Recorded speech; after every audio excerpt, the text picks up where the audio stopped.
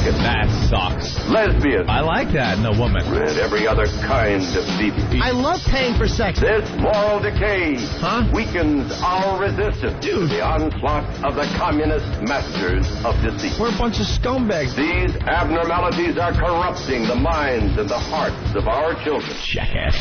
I can't believe it. It's pedophile humor. It's depressing and horrendous. It's awful. It's a bunch of idiots. Perversion for profit. Here it comes! Here it comes! The Opie and Anthony program. El virus. The Opie and Anthony. God, that irritates me. It's just like somebody took a bat to my brain. We're the only radio show that makes you want to hate us. Opie. I want my coffee. Anthony. I want that fact. Jim Norton. I want Ozzy. We are going to dumb this thing down to the point that we're going to be #1 with Down syndrome children. Hysterical. Opie and Anthony show. But enough of this palaver. Let's get the show on the road.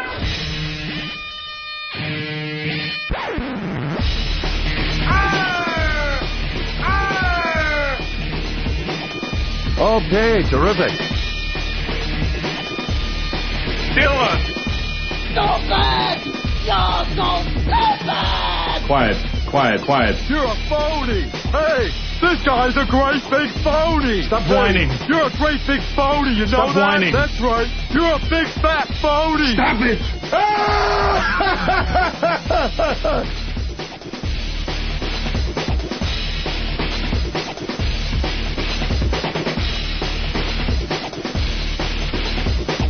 Howdy, Quaid. What the hell were you thinking? Mom, please stop calling me.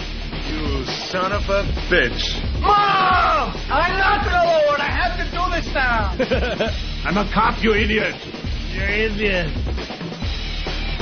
Welcome to the Opie and Anthony program. Hello. Ah, man, we're testing out new headphones. Yes, we are. Right off the bat, I hate them. Do you? You get used to them. They're a little more muffled sounding than they usually. They're Not as muffled. tinny. There's a lot of bass in there, right? Yeah. That is tinny. Where's my old headphones? Uh-oh. Yeah, go get them. Oh, boy. Well, I lost, I don't know, close to 20% of my hearing. What? Exactly. Doing this radio thing for so many years. I don't know. This is going to be a little strange. What? What? You got new headphones, Jimmy? Yes. How do you think? enjoy them? It's hard. I haven't been happy with my sound at all, so it might just be that I don't like the sound of my voice in headphones. Yeah. I feel like I'm talking underwater right now, but that might not be low. anything wrong with the mic. I don't know. Jimmy sounded a little low. Good. All right, I'll turn him up. There you go. Now that he's a big star. That's right. Jimmy's got huge news. No? Oh, Ricky's late with the coffee? Well, that is huge. That's not huge news. No, that's the same old news. Yeah, I found out on Friday they picked us up. HBO picked up 12 episodes. So I'm guaranteed 6. I don't know if I'll be in. How many I'll be in? I have no idea. But Yeah. I think we start shooting in July or August. Whatever. What's your character? I play his friend Rich. Rich. Yeah, I had one scene in the pilot where I play like this, just this cranky douchebag he hangs out with, and it turns out that I sell pot to like high school kids. Yeah. So yeah, it's definitely got I room. predict you will be like the Fonzie character in Happy Days. All of a sudden, The breakout character? It starts, and he wasn't even a character. He was just some guy that rode the motorcycle, kind of a filler thing. And before you know it, when you walk in, everyone will go, "Woo!" and you'll have to stop your line and then restart it again. And yeah, you'll be that guy. The difference would be that I would have probably hit Shortcake when she was 14. You'll be the and as guy. And Jimmy Norton as the Beaver. The Beaver. When you're like selling drugs, could Anthony and I just be in the background, like leaning up against a fence? Yeah, you could be two older gentlemen hanging around the schoolyard. Yeah. I could get my SAG card now, You can? So then I could, yeah. I got paid just the other day. Got some check from, some residual check from some recording we did, some voiceover work. Did you get that yet? Where was it sent? Oh, boy. Oh, brother. You're a mess. No? Didn't get that? When did you get that? Yesterday. Oh, all right. Maybe I'll get it today. And mine was actually, I guess, down at the residual factory where they print these things out and send them out. My envelope was open, so the sticky part that you're supposed to lick was stuck to another envelope. So I wound up getting some other guy's check from North Carolina. I wanted to open it up and see what he's been doing. But that would have been cool. I didn't. I threw a stamp on it and put it in the mailbox. No, Nice guy. what I got yesterday was a letter from the government, Anthony. Oh, My taxes weren't paid. what happened now? I should have brought this in. This would have been fun for the radio today. Why didn't I do this? My taxes weren't paid. Your taxes weren't paid. And the reason, I forgot to sign the check. And because I didn't sign the check for my the taxes, penalties. it's already up to $1,500 in penalties, going up, I don't know, 6% every 10 days or something crazy like It's that. like a loan shark. It is unbelievable. Yeah. Just because I forgot to sign the check. And the reason, because our taxes are, you and I don't even know what the hell's going on anymore. We just get volumes of papers that we have to sign and checks. We just get like a stack of papers, and they give us little Post-its. Sign here, sign here, sign here. Initial this, Put date this in date this envelope. Right. And make sure you sign the checks. Checks. Yeah. Lots of them. Oh, boy. So one of the biggies, I didn't sign. So it's just a complete nightmare, and they give me all this paperwork, how to solve the problem. But you could read the paperwork. I wish I brought it in 3 or 4 different ways. I don't know what to do to solve now this you don't know problem. what to do. And it's just going ching, ching, ching Yep. in my head. I'm losing money by the hour here. Call Super Agent. Yeah. He'll straighten it out. Yeah, I'll figure that out today. Get his But accountant on it. one stupid signature, though. That's what happens. That's how they get you. And they have all sorts of stamps on the check, so I don't know if I'm supposed to just sign that check and send it back. Or write a new one. Or write a new one for all the money I now owe. Or do I owe the money because they sent me a form that I might not if I could pay this in 10 days? You know what the best thing is? When you send in a check now to pay the penalty, Mm-hmm. but you send it in and then another penalty chalks up, so you haven't paid the full amount, and then you forget about it because you paid it, and then there's more money that you have to pay later on. That happened to me. I kept sending him a check. Finally, I wrote him a check for more than I had to, just to cover another penalty just in case I had sent it during that time. Yeah. Pain in the ass. Oh, the government is so freaking confusing. Yep. The paperwork they send out. Look, I just want to take care of the problem. Stop fucking with me. Just tell me, step 1, do this. Step 2, do this. Step 3, put a stamp on your envelope. Horse with a clock in its stomach. One skinny chicken. And to mail a letter, Government allows you that. to mail a letter, it's like 37 cents now, right? Yeah, Okay. I think so. I wasn't sure. I'm not even kidding. Got the roll of stamps at home. So I was dealing with that yesterday. I got pulled over this morning on my way in. That's why I was late. It's a little late this morning. The old lights put on me when I come out of that Midtown tunnel, right? And kind of tricky over there when I'm making my right turn onto 3rd Avenue. When you're making your illegal right turn on the Highly illegal turn. What they've done, when you come out of the tunnel and you want to make a right turn on 3rd Avenue, they've divvied it up. It's 4 lanes. 2 lanes are for going straight and not turning on 3rd. The 2 other lanes to the right are for turning right on 3rd. And there's cones in between. So you can't mix this up and try to, edge in there. If you're to the left of the cones, you better go straight. If you're to the right of the cones, you better make your turn. Light turns green, but it's a red arrow, which means now you can go straight. You're not allowed to make the right turn yet. There's no reason at 5:30 in the morning, almost 6 in the morning, that you shouldn't be able to make that right turn. During midday, I could see why they do it. They allow the pedestrians time to cross before all that tunnel traffic is making the right turn, because people would never be able to cross. There'd be people getting hit. It'd be crazy. But at that hour, there's no pedestrians. So what I do, there's a lot of people waiting to make that right turn. I don't like waiting on that line. So I go to the straight lanes, and then when the light turns green for me, I make the sweeping right turn in front of all that traffic that has to wait for their arrow. No problem. I do it every morning. So I do it this morning. I get all the way up now by 54th, which is quite a ways away from my illegal turn, quite a few blocks. And there it is, the lights. Whip, whoop, whip, whoop, woo. Lights hit me. Like, oh, boy, what did I do? And I'm trying to think what I did because I'm so far away from my illegal maneuver. But what I do, I promptly pull over, and as they pull their car behind me, I'm already getting out all my stuff. I roll the window down. I've got everything in hand, ready to give to the officer with my hands in plain view. I don't make them nervous or anything. I'm an easy pullover. So he comes to the window. I give him my license, my registration and insurance, and I'm going in my wallet for my license. And he goes, "Sir, would you roll down your passenger window?" And I look, and there's another cop on my passenger side. You know, they got that flashlight, and they're waiting. It's the other guy. It's the guy to intimidate you guy, because one cop isn't bad enough. There's the other guy that's going to be, as you're making eye contact with the cop by your window, he's just going to be searching your vehicle. So I roll the passenger window down. And he goes, "Yeah, I don't want to miss anything funny." Like, oh, bro. And they both start laughing at me. They both start laughing at me. I'm the idiot. They're all, like, nervous, pulled over, getting my stuff all ready. And, yeah. They go, "We saw you make the turn and saw it was an Escalade and pulled up kind of close to me and said, 'Yep, that's him.' And decided to have a little fun with me." They waited all the way to 54th Street? Yeah. That's like 20 some odd blocks from where you made the illegal right. It's right by, as a matter of fact, it was right by the planters that were blown up the other day in the bombing there. Right. So, yeah.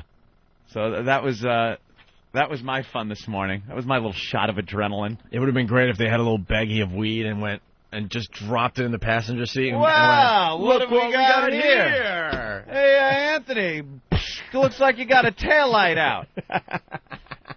They should have really fucked you up, Start man. ransacking my car.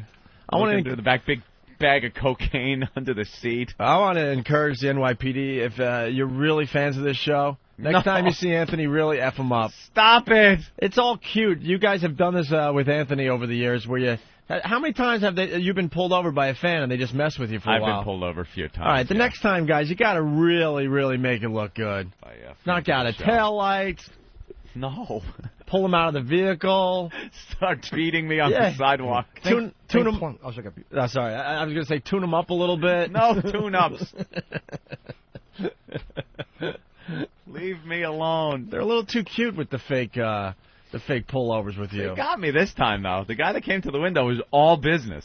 He didn't even crack a smile. I noticed he was definitely in the demo. You know, he was a younger guy, younger white guy, so he's definitely in the demo. Yeah. But he didn't crack a smile or anything. It was all business. And he said to roll down the passenger window. I'm like, oh, here's the other cop. He's the one going to be looking. I would love to answer the phones today, but we can't for some reason. Looking for that roach in the ashtray when they do that. We have, do it that way, hit it over there. We got Chris the cop who pulled you over, Anthony. Oh. Chris! Yo! Oh, jeez. Guys! Hang on. Hold on. What's wrong with the phone, Opie? I don't know. Where's Mars? Did you guys test the phones this morning? Mm-hmm. Uh-oh. It crashed right as we went on the air. Well, we want to get seems Chris to the be cop the on the problem? air here. Yeah, right here. Oh, right here? Mars knows how to work this. Watch. Connect. Desktop. Director. No director. Pick it up. Which was the cop? Line 3. Let's see. That work? All right, thank you. Chris? It is fixed. Chris the cop, what's up, buddy? Hey, what's going on, guys? Hey, you bastards. I was going to say, you know, Anthony, you really didn't have too much to worry about because, you know, you're white. You drive. Oh, you don't have to worry Jesus. Dude, relax. Watch out. We don't want to get you in trouble, buddy. You guys, you scared the crap out of me. I'm trying to think of what I did wrong. And, Well, it was funny because we were watching the fact that, all right, you know, here's this Escalade that made this highly, as you said, illegal maneuver from the third lane over, nearly, you know. I'm such an asshole. Plus the fact that we had to chase you down for about 20 blocks. By the time we get up to you, you're almost crashing into the car in front of you. I was kind of speeding down third. You know what it is? You got to make those lights. They're all timed. Mm-hmm. and sometimes those cabs get in my way and they piss me off. Well, that's the only difference. I mean, if your car was, instead of a black one, it was a yellow one with a 4-digit license plate, they couldn't tell the difference between you or the other guy. Yeah, hey, you know what I need? I need one of those beacons that I could put on top of my car. Can you hook me up? I want to turn on the siren and blast the Escalade through like I'm carrying Bloomberg with me or something. It's really not that far-fetched because over the years, Anthony has gotten some very impressive stuff from the NYPD. I used to have one of the windshield placards that would go in there and get me out of some parking. Get you out of some major shit. Yeah, I live on Long Island now, so I don't have to worry about parking. I mean, I got the cute, the PD, what the hell is they called? The PBA cards. The PBA cards. That's what Chris was PDA. expecting me to pull out. He was expecting, he goes, I was expecting like 10 PBA cards to come flying out the window. A PBA card is like, that's amateur stuff for Anthony. He pretty much has a cop uniform at this point. No. Oh, my God. Oh, Jesus, not anymore. Hey, Chris, were you guys working it out when you were pulling me over? Like, all right, I'm going to get out. I'll totally, I'll get his license and Reggie and everything. Yeah, I was pretty much, I was going to play the straight guy, having the, I put the hat on, tried to get my tie all nice and, uniform and all presentable to scare the hell out of you at first. You totally did, man. You totally got me. I definitely thought I was getting a ticket. Yeah, you guys got to tune him up next time, man. Take him out of the car and work him over a little bit. Work me over a little on the sidewalk. Yeah, that would look good for our image. All right. Beating the hell out of a motorist. Well, Chris... What did he do wrong? Did he throw a hand grenade? No, he was just speeding a little bit, so we had to teach him a lesson. He was following a cab a little too closely. We had to show him who's boss. Hey, did they catch the guy that planted the fake grenades there? Unfortunately, yeah, that's still pending. Okay. Yeah, didn't catch him. All right, Chris. Chris, you're very funny. Now go out there and be safe. All right, thanks, man. Take it easy, man. You'll be safe. Yeah, I know. I'm such a dick when I drive. That's awesome. How great would it be if they dragged you just gave you a good plunger treatment? Down the Because you're crying and bleeding. We're just kidding, man. I love the show. Plunger. Sean from Staten Island. What's up, Sean? Hey, guys, what's going on? Good morning. Good morning. No, you guys remind me of a funny story that once happened to me. A funny story. Hold on a second. Did you say a funny story? Funny story. Put your laughing hats on. Hold on, Danny Nathaniel. You ready for a funny story in the funny other room? story? I just want to sit down first, buddy. Everybody, all right. We're sitting by and ready for a funny story from Sean. No, I used to date this girl, and her father was a detective in Brooklyn. And I was driving, her home one night in Staten Island, and we get pulled over by the cops. And I didn't know why we got pulled over. I had my seatbelt on. I was doing the speed limit and everything. So I pull over, and all of a sudden, the cop comes on the PA, and he's like, "Driver, turn the vehicle off." So I turn the car off. He's like, "Driver, with your right hand, take the keys out of the ignition and drop the keys out the window." So I drop them out of the window. And he's like, "Driver, place both hands outside the window, and with your left hand, open up the door from the outside of the vehicle." So I do that. He's like, "Okay, slowly get out of the vehicle and face towards the front of the vehicle." So I do that. And then he's like, "Okay, very slowly walk backwards towards my voice." So I walk back towards his voice.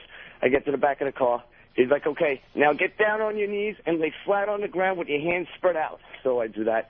So they come over to me, and he pats me down and puts my hands behind my back and locks me up and pulls me over. Picks me up off the street and walks me over to the cop car. At this point, I never saw the cop's face because I wasn't even looking at him or nothing like that.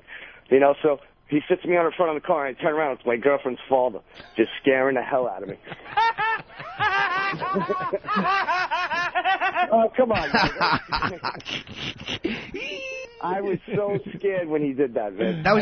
It actually was a good story, but when you said my girlfriend's father's a cop, I kind of figured that was what was going to happen. Yeah, right. The whole thing is I was in Staten Island, and he works in Brooklyn, so I never would have thought that it would have been him. Oh, okay. If we were in Brooklyn, it would have been a different story, Actually, that's not a bad story at all. Thank you, Sean. All right, guys, punching out. Bye, Angel. Bye.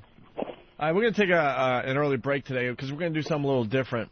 Brian Regan was at Caroline's over the weekend. Oh, my God, the guy effing killed. Oh, yeah. I went Friday and Saturday night, and it was two different shows. I'm kind of annoyed I didn't go. Two completely different shows from Friday and Saturday night, and both were great. People giving him a standing ovation at the end of the sets on Friday and Saturday night. It's just he's one of those comics that the audience is old people and young guys with piercings. It doesn't matter, and everyone's dying laughing the entire show. There isn't one down moment. There's just him doing his thing, and it's genius. It's Yeah. hysterical. Yeah, my face hurt Saturday. The When I guy woke up, is my face hurt from laughing so much. one of the best comics working. He might be the biggest range of audience of anyone Yeah. I've ever seen before. It's It amazing. doesn't matter who goes in there and sits down; they're going to laugh at his shit. How the kills. hell do you do that? I know. How do you do comedy like that? The whole crowd, too. The whole crowd. Because Yep. usually you go to these comedy shows, and there's a bunch of people that stumble into something. They're not really sure what they're getting themselves into because maybe there's one fan and they bring friends in that just aren't digging the act. But with Brian Regan, I'm always looking at the crowd a little bit here and there to see what's going on. There wasn't one person just sitting there with their arms folded going, this stinks. Not one bad word, not one bit about sex at Amazing. all. I mean, I couldn't imagine doing something like that. It's amazing. He is amazing to watch. Because comics always hate clean comics. We're like, yuck. But Regan is one guy who all comics agree on. Is just stuff. There's like guys like Attell, Regan, Chappelle. He's like in that category of guys that people just look at and all comics even agree. The guy is just fucking great. Amazing. He's a genius. And he's, he's always been funny, but it seems like he's really stepped up his game in the last couple of Yep. years. Because, we had that little time off there. And his new stuff, just as funny as the old stuff. It's not like, oh boy, I wish he would do his old stuff. All the new stuff is drop dead funny, hysterical. Who was he with? Do you remember? Do you know who's on the show? Pete Corielli, Pete, who was hysterical. really funny. He Yeah. did a great set as the middle, and God, I can't remember the first guy, and he was really good too. And he was trying to sell a CD after the gig too. We'll find out his name. He gave me I got to give him a card. plug. Oh, you did? Brad Trackman. Yeah, Brad Trackman. Okay. He was pretty funny Yeah, too. I know Brad for a long time. It was actually it was just a good show from beginning to end. A lot of times, there's a couple hacks and then the headliner, but Corielli was rocking pretty good over he's the weekend really too. funny. So, well, we want to do something a little different. Brian Regan, he did our show Friday, I guess, and he taped Letterman on Thursday night. Was that the deal? Or I don't know, whatever. He flew in Monday for that. I think he said tape Friday. Oh, okay. Yeah. But Brian Regan's been a friend of ours for many, many years, and he was on Letterman last night. And I will probably get in trouble for this, but what the hell? Brian Regan on David Letterman on Friday night. Our next guest is a very funny gentleman, and I have here a copy of his new DVD entitled I Walked on the Moon. Ladies and gentlemen, please welcome back to the show, Brian Regan. Brian?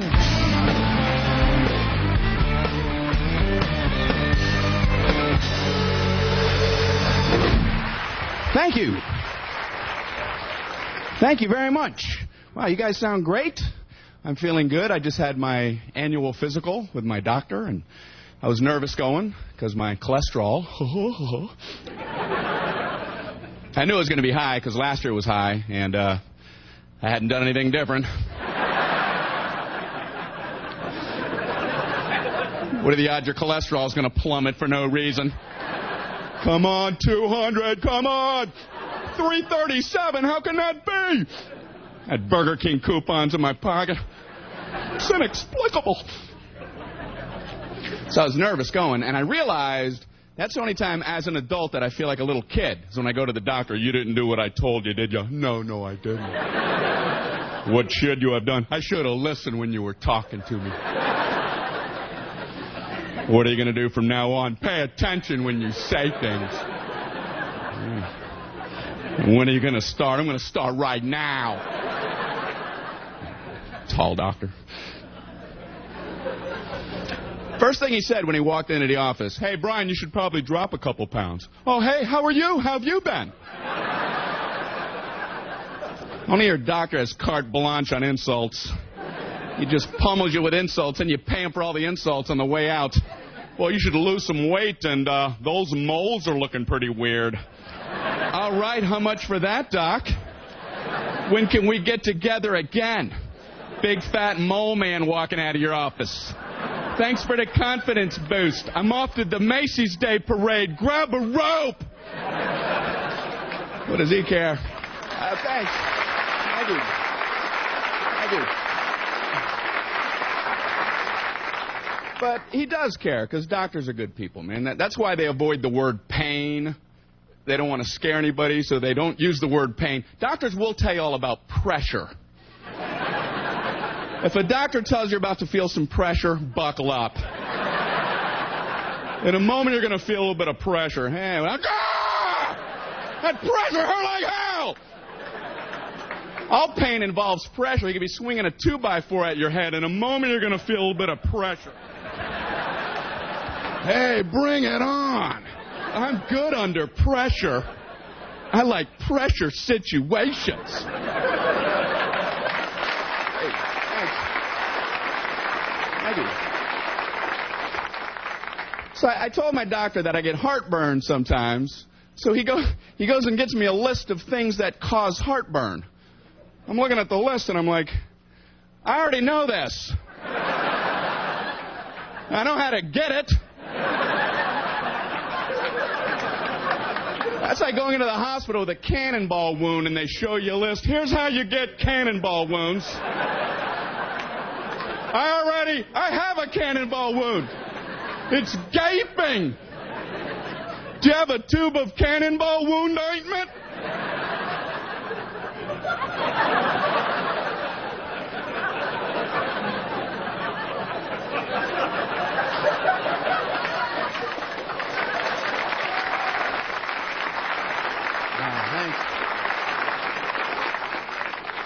I mean, I think doctors say things that they'll never think about the rest of their life, and you'll wonder forever what they were talking about. My dentist, he's getting ready to work on me. He goes, Brian, I need for you to relax your lower lip for me, please. Why don't you go ahead and relax your lower lip? Well, I've gone an entire lifetime without even beginning to wonder how I might relax my lower lip. So why don't you go ahead and relax it now? I'm just like, now you're tensing it. I need you to relax it. I'm trying to find the brain cell that controls that. There we go. Let me just lay it on my chest for you. Give you a nice wide open work area. What the hell are you talking about, relax my lower lip? You relax your lower lip and tell me how you did it. How do you relax your lower lip? What do you tuck it in your shirt pocket? Sometimes you just want to relax. You guys are great, man. Thank you very much. Brian Regan, Opie and Anthony, XM Radio. I don't have any verbs.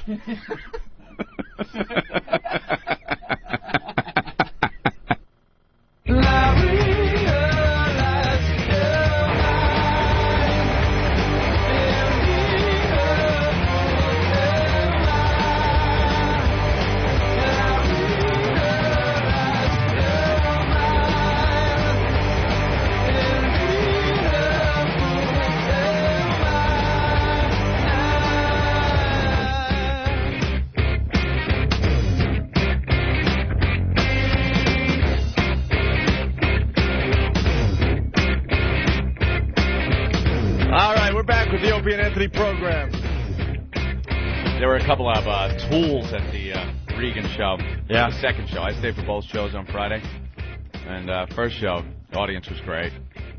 Second show, a couple of tools up in the back. Just one guy yelling, O&A! Opie and Anthony, O&A! Why are you yelling that out at the comic? Yeah, why are you yelling that? What possible response could you be expecting, aside from, shut up? I just, some comics, you just shouldn't heckle. Yeah. The one guy was ruining it on Saturday night by saying congratulations to everything Brian said. Oh, really? And then, so Brian had to do about 10 or 15 minutes of improv to get through that, maybe 10 minutes to get through that whole heckling thing. Mm-hmm. And, he still pulled it off because he's a really good comic, a very funny guy in general. Yeah. But he has prepared material that he really wants to get to.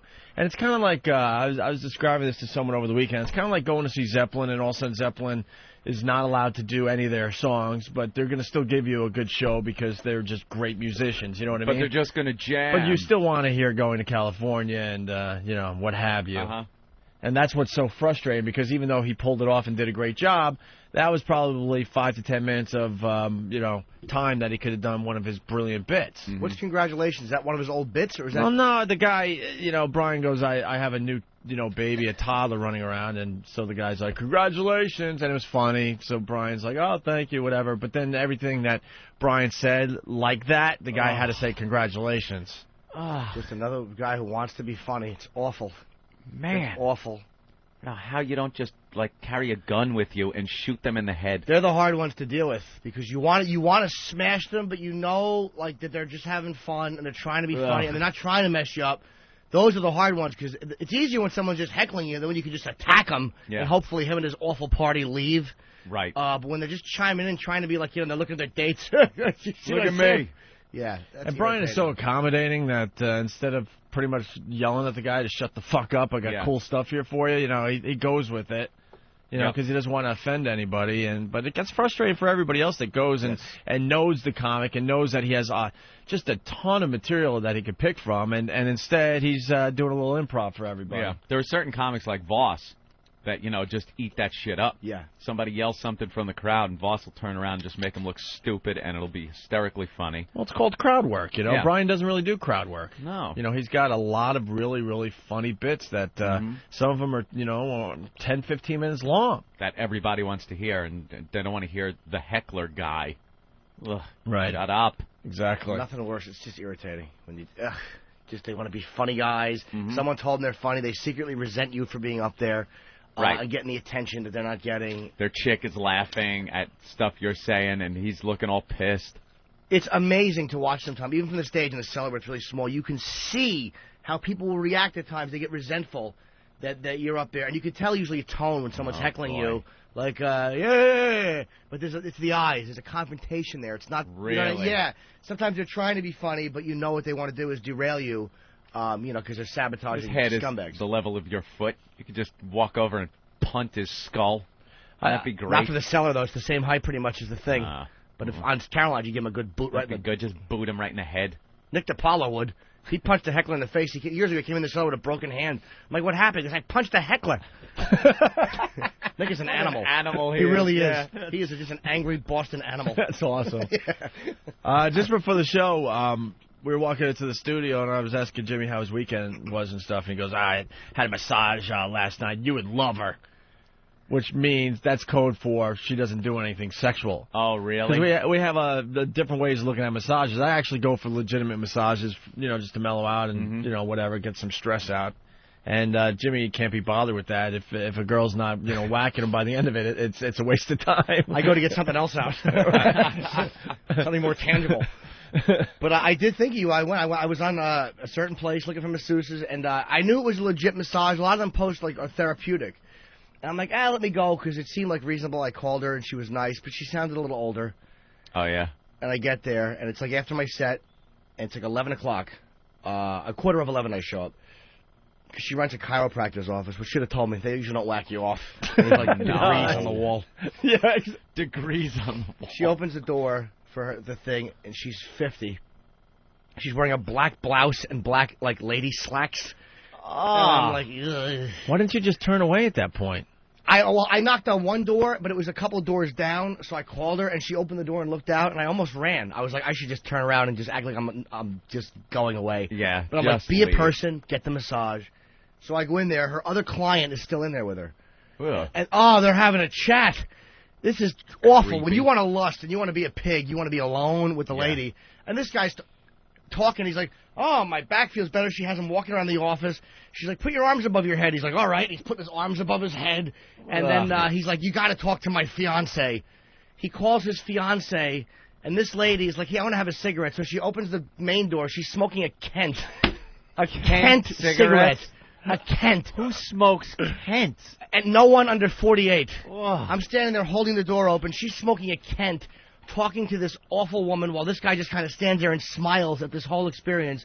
10 minutes I'm in the doorway. I wanted to strangle both of them. I'm like, there's no way you're getting a load off here. And I wound up going in and just... What? Well, but why? At that point, you know nothing's going to happen. Because I'm like, you know what? I've had, like, you guys know, some foot pain in the right ear. I'm like, just get the massage. You're here. And it was only like $95, which is like a very fair price for an hour of real massage. And she seemed to know what she was talking about. So she does, like, weird stuff. She doesn't just massage you. At first, she, like, works on your joints. And you know what I mean? Does, like, real, like, tendon work. So I'm like, let me do it. And it was actually very good. She did me for almost 2 hours. She wouldn't let me off the table because she's like, you're not done yet. And she was like fixing my ankles and my heels. Really? Yeah, $95. I think she wanted a little tip, so I gave her like $150 because she really worked really hard, and she was great. but it was kind of annoying at the same time. But she was the first masseuse I ever wanted me to just stay under the towel. Yeah. Awful. Yeah, I took a Viagra before I went. Oh, no. I do that sometimes, man. Like, I like to turn over, just not have to ask for anything. It's like, you know what's going on. Let's earn our tips, sweetie.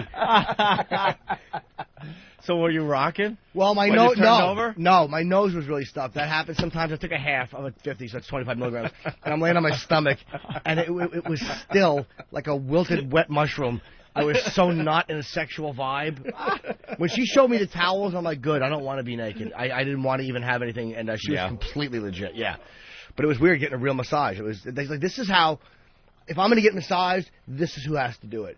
Because for me, I'm such a guy would creep me out. I couldn't have that unless it was strictly a foot massage or something, upper back.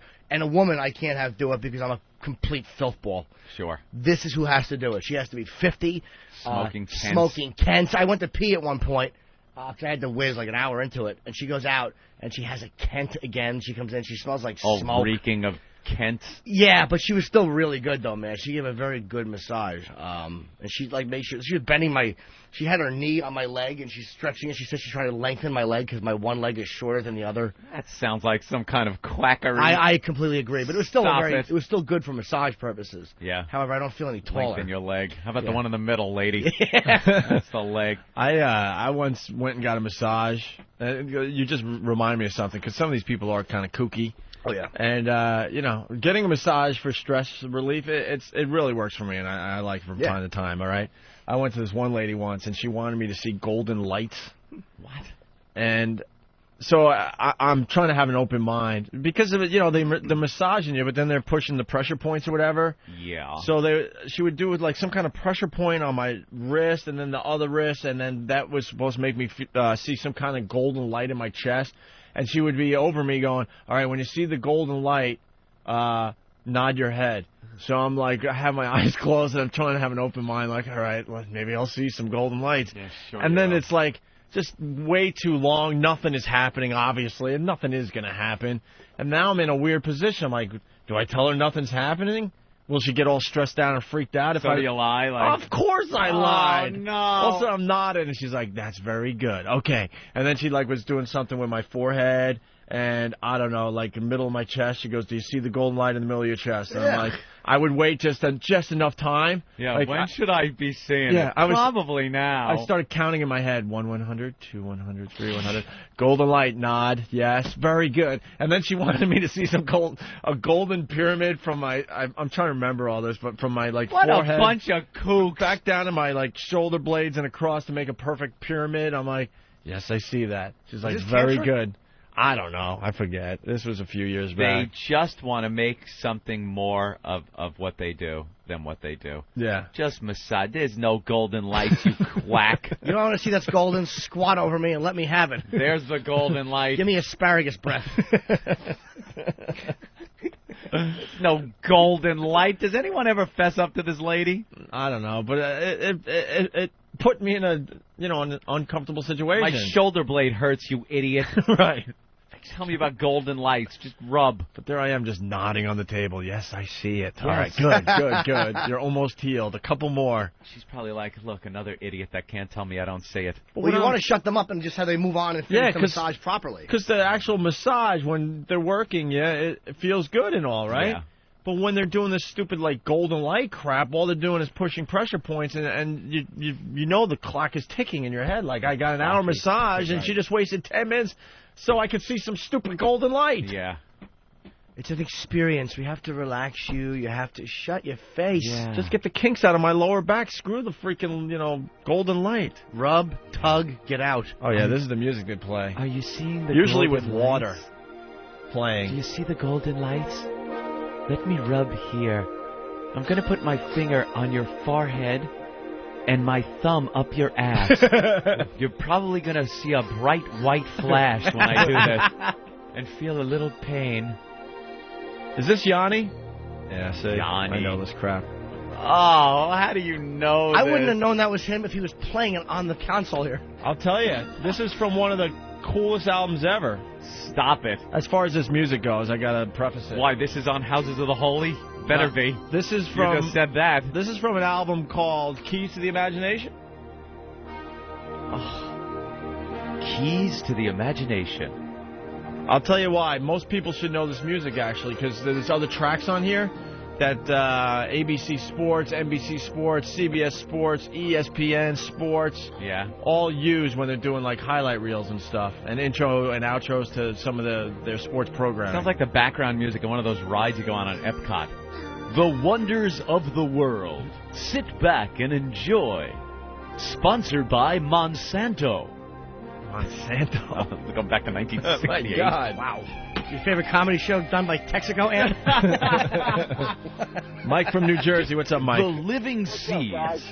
What's up? That whole golden triangle thing's bullshit. I had the same thing myself. I think those people just have nothing better to do, so they just act like, there's going to be a golden light, then they go home. They're like, I made 2 other assholes today say that they saw the golden light. Of even though course. They know it's bullshit, too. Yeah, you think, all right, yeah, okay, maybe they're playing us. Exactly. They make you look like an idiot because you're sitting there like, I see it.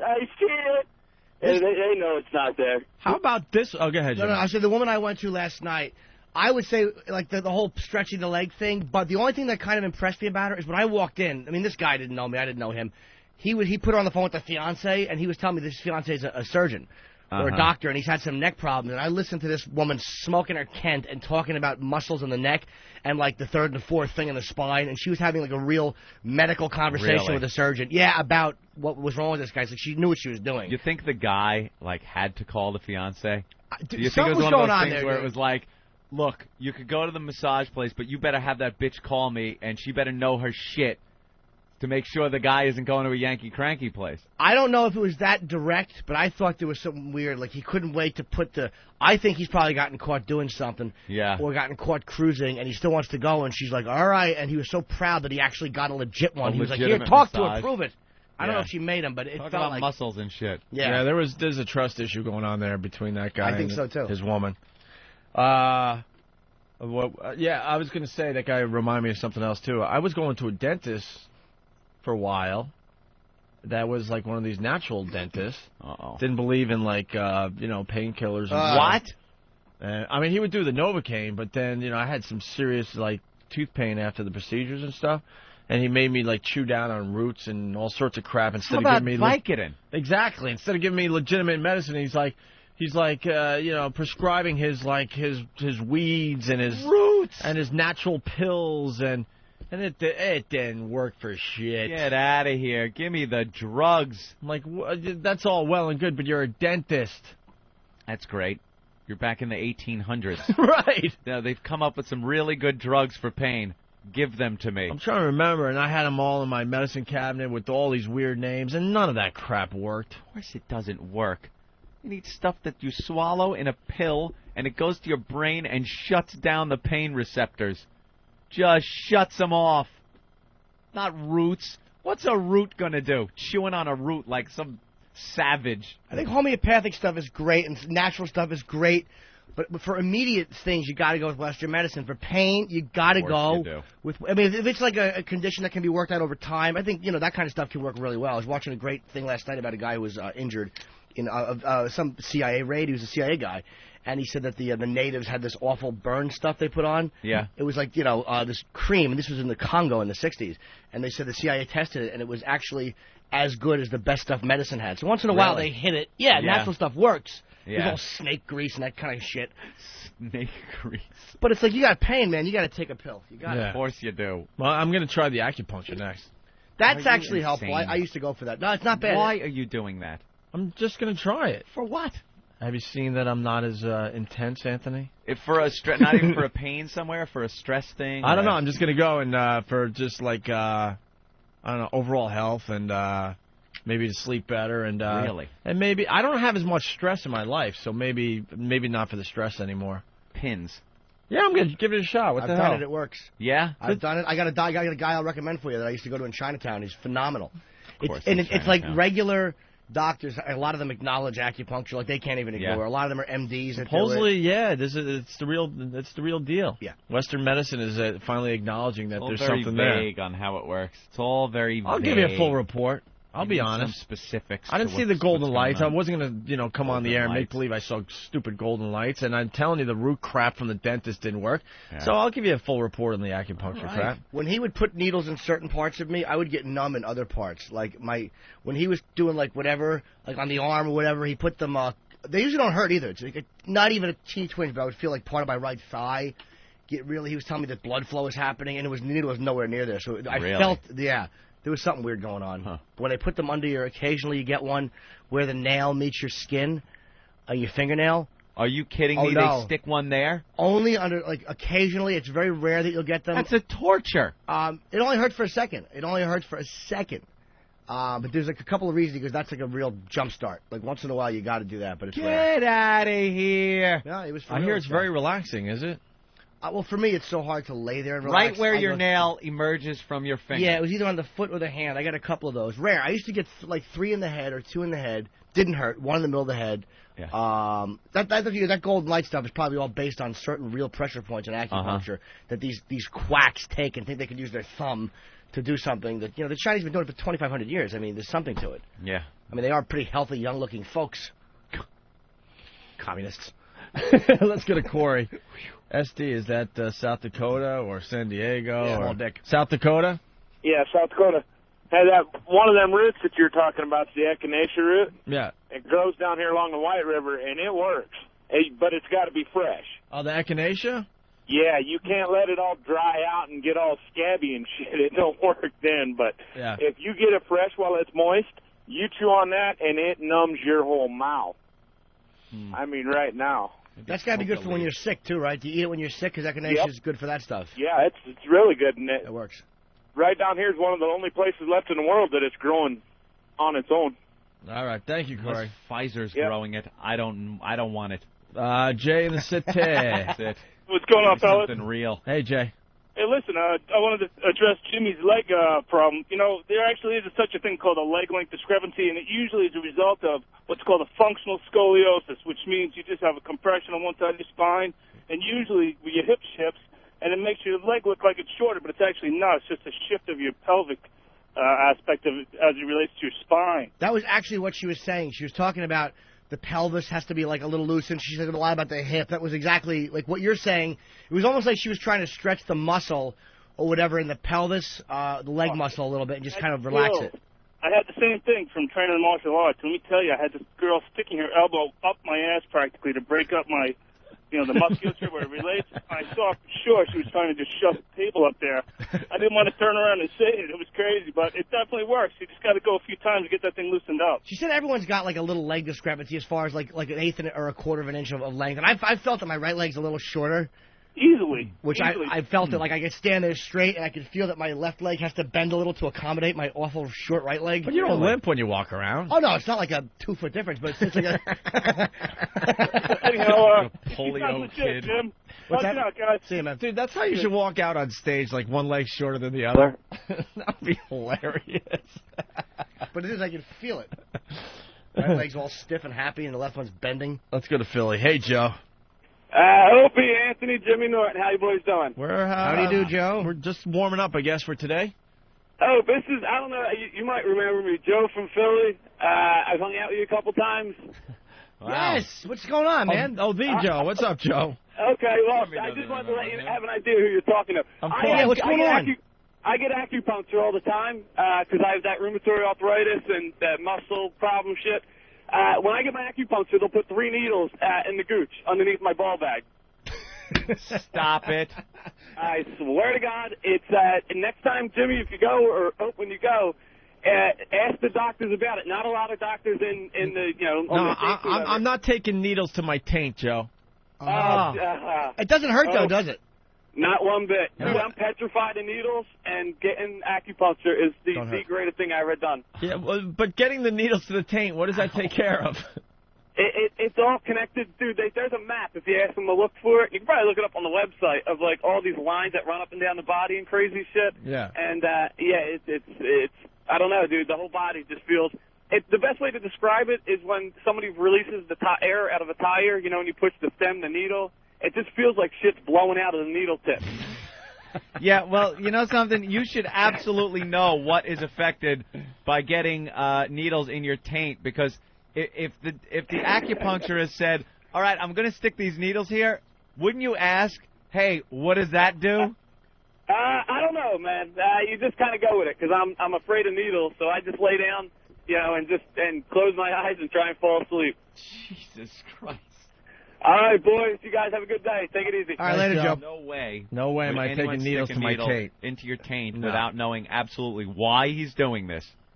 Why are you sticking needles in my taint? I'll take a couple to the head, maybe around the elbow. I don't know. Where else? Anywhere. The taint is bad, especially if you get the face one where it was in someone else's taint. The next thing you know, the needle's under your nose. Yeah, Doctor, really. can you leave this needle in a pile of onions? Yeah, well, how do they sterilize all these things? Yeah. I don't know. I'll find out. The needle's like Chinese, this big. they don't do it. It goes in like an eighth of an inch, and the way they do it is like he'll do some like rubbing thing and then twist it in, and you don't even feel it. It's very light, and he kind of like he'll tap you a little bit. It's great. This guy was like a third generation acupuncturist that I went to. He was Asian. I don't want a white guy or a black guy. I want him Asian. Yeah? I You like want looked at the Asian front of his pants, no bulge whatsoever. I'm like, go ahead, stick it in my arm. No expression? No, nothing. I couldn't tell if he was screaming at me or just quietly dozing off. Hey, we're gonna put the Pat O'Brien thing to bed, I guess. Yeah. The remixes and stuff. Maybe we should play a couple of our favorites before we retire this bit. But we got a couple new ones that came in over the weekend. The first one's really long. I didn't get to pre-listen to this one. It's Pat O'Brien and Ant's daughter, Lynn. Huh? Who? Remember Lynn? Lynn. Ant has a stalker, too, by the way. You should Ant's daughter. Well, that's the problem. I know Ant doesn't have an actual daughter, but this girl, Lynn, I know, Eric. This girl, Lynn, called up one day thinking Ant was her father. I remember her. Oh. Yeah, she called up and was calling me dad and, oh, stop it. And she was not even like, daddy trying to be sexual. She actually thought I was her father or something. And it would have worked out where I would have had to been like 8 years old and had a kid. Yeah, but she was convinced. Absolutely convinced. She was a complete kook, and we haven't heard from her in Crazy woman. In quite a while. Lunatic. Well, you should call now, kid, because Daddy's doing well financially. There you go. Call up. You and Cosby's daughter should hang out. Where are you? We got the nanny, though, from Nanny 111. 9911. 111. That doesn't sound like much of an emergency. Nanny from 911, I'm sorry. Nanny Yvonne, right? Hello, good morning, gentlemen. Hello, good morning. Hello. Or have I got the wrong station? No, you've got the right station. Why do you say that? Love the I said accent. good morning, gentlemen. Yes, gentlemen. We are truly gentlemen. All right, then. Okay, I'll give you a Yes. break. Well, I watch the show, Opie. I watch Nanny 911. I find it hysterically funny. Some of these families are completely dysfunctional, and I don't know how within... how long do you stay at the house? We're probably there about 10 days, between 7 and 10 days. Within 10 days, they turn this husband and wife that pretty much can't stand each other and little monsters that are running around the house into the perfect little family.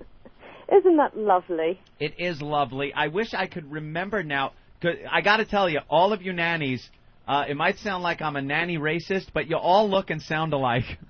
Well, that's because we're all British. They're all British, very well-to-do. And which families have you handled? Maybe that'll give me a line on which No, one it you probably won't, actually, because this is my first show coming up tonight. Oh, you're a brand new nanny. Yes, they're breaking me in with a big show that's on tonight. I actually have been on the beginning of each show, but this is my first show. We are doing another series we're filming over the summer, so you'll see me back in September. So what's the problem with the family that you go to tonight? Well, actually, there's 23 boys with special needs. 20? Yeah, I saw the trailer for this one. That's terrific. That's terrific. I saw the trailer for this one. You got there's a family that adopted 23 boys? Yep, she actually adopted 32, but there's 23 on the show. And they're all special needs. All special needs. And you are being brought in to help what problem? It seems to me like if you adopt that many special needs kids, you kind of know what you need to do, but Well, can you guess what the problem is? They needed a break. A break. Yeah. So you're going to now stand in and do what they normally do on a daily basis, so maybe they can go out and have a cigarette? Well, yeah, a little bit more than that, I think. Yeah? Just bring over a gallon of glue. You'll be fine. Super glue. Well, yes, we'll super glue them. No, it was Paste. very interesting, and they needed a break. The dad's actually in a wheelchair as well. He's a Oh, my paraplegic. goodness. Are you insane? No, I'm telling you the truth. And this is your first outing. It was my first outing, but I've got a handicapped brother, and I've worked with handicapped children before, so... Oh, really? Fantastic. I can't believe that you're finding this so funny. Well, no, that's Robert De Niro finding it hysterically funny Oh, sometimes. it's Robert De Niro. Oh, I see. Yeah, yeah.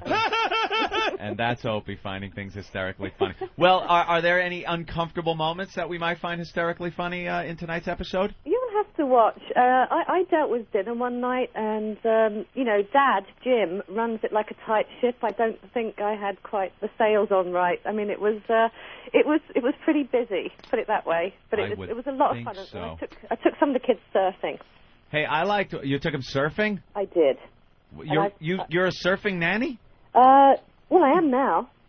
Oh, okay. So you don't surf, but you took him there to surf. I went in. I got up on a surfboard. Nanny don't surf. Yay! Nannies do surf now. Yeah. Where do you shoot the show? That was in California. Oh, you do shoot in the States, okay. Yeah. Yeah. How do they do surfing? How what? Sorry. How did the special needs children do surfing? Well, some of them, obviously not the ones in the wheelchairs, but we did take some of the ones that were able to, and they were actually better than me at it, so that was a bit embarrassing. But I've actually never seen the show, but a buddy of mine has seen it. Are you going to watch it tonight? I absolutely will. But he said that it's a really there's some really funny moments, but then by the end, a lot of times you're like wow, because things are like boom. Yeah, literally, we're there for 10, 12 hours a day. Really? And you do see a difference. There is a difference. I mean, boom, yeah. Yeah, like a lot of times, even though there's humor with it, you do see some kind of an improvement as opposed to whatever was the first thing. That's why I think the show's so popular, because you're learning something, but it's also a lot of fun. I mean, there is a lot of moments where people find it entertaining. I had two of the moments that were my favorites from the show. Had to be the cursing little girl. Oh, wasn't she bad? Yeah, this was a couple weeks back. There was a little girl. She had to be maybe 4. Yep. I guess 4 years old, and she would use the F word and call her mother a fat F. And fat fuck? Yeah. Wonder where she got it from. Yeah, and the parents are completely. They were both just very nasty to each other. They actually brought in a marriage nanny. Yeah. After that, and then another one of my favorite moments was the young boy who wasn't potty trained, and the mother would take him outside the house to just piss all around the house, in the flowers, the fire hydrant down the street, as the neighbors watched. And somehow, I don't know how, but the nannies seem to get these kids in line. Well, yes, it's just usually it's a simple case of saying no. Right, some of these parents, they don't know how to parent. They don't know how to say no. Were you actually a nanny first, or what? How did you kind of get into this type of thing? No. I was a nanny for 14 years, and I worked in a school for 4 years. Really? Yeah, and I actually got my certificate in the UK a long time ago. Did you ever tell kids they couldn't have their pudding until they finished their meat? No? No. My mum used to tell me that. Really? Oh yeah. Your mum. I actually had a nanny, a British nanny growing up. Her name was Louise Woodward. Stop it! Jesus. Come on, someone's got to be impressed. I pulled that name out of thin air. You certainly did. Yeah, you did, didn't you? How long have you guys been on the air of the show? The show's been on for 2 seasons. We've actually been picked up for another season, so we'll be filming over the summer. Oh, cool. And we'll be on in September. Yeah. There is an element of fun. We got a sound clip here. Ooh. Yeah, sound clip from The job's a Mary game. Poppins. Oh. And every task you You go around singing? Alone, it's very clear to see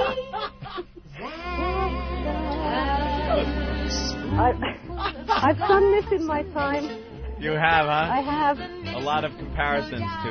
I think that's why they made all of the nannies from Nanny 911 British. Yes, because we're practically perfect in every way. Right. And I think it's a lot harder to get angry with you with that adorable accent. Isn't that nice? Yeah, you guys look a little too perfect for me. Oh no, you can't. You can never look too perfect. So you guys got like a dark side?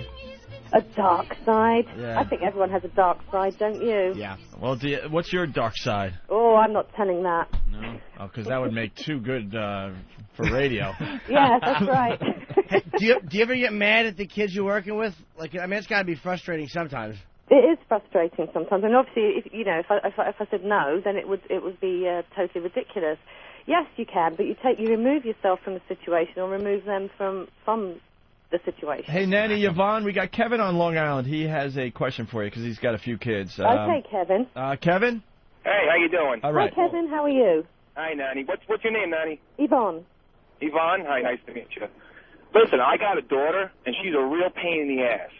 This girl screams, she curses, she spits at her mother, and every time your show's on, I sit her in front of the TV, I strap her to the couch because she won't sit down, and I make her watch it, and I threaten that you guys are going to come to my house.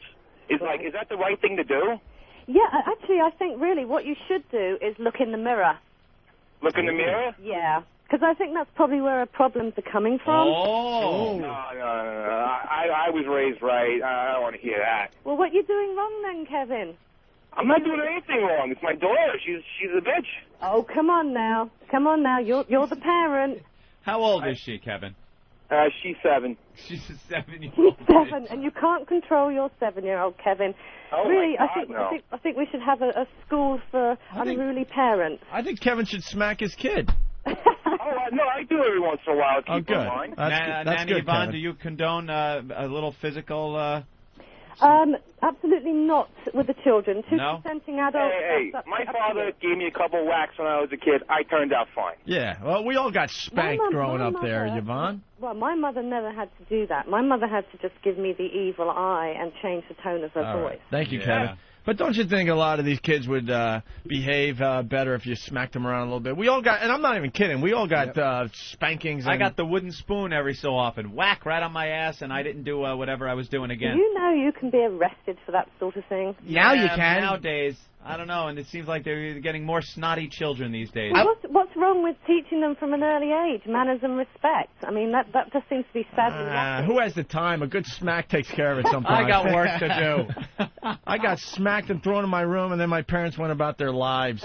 A lot of times if I ever misbehaved, I got spanked, and it was like it would just teach me that, like if I misbehave, my skirt's going to get hiked up, and I'm going to put on some thigh highs and get a good paddling. Your skirt. Yeah, Jimmy would wear some skirts And when what he do was you a kid. think? Do you think you turned out okay? Yeah, I'm fine. I'm all right. Hey, it's kind of weird, but the phones have exploded. A lot of people out there have kids. You want to give some advice real fast there, Yeah, Yvonne? sure. All right, serious questions only for Nanny Yvonne. Let's go to Mike on Long Island. Hey, Mike, what's up? Hey, guys, how's it going? What's up, little Jimmy? Hey, buddy. Hi, Mike.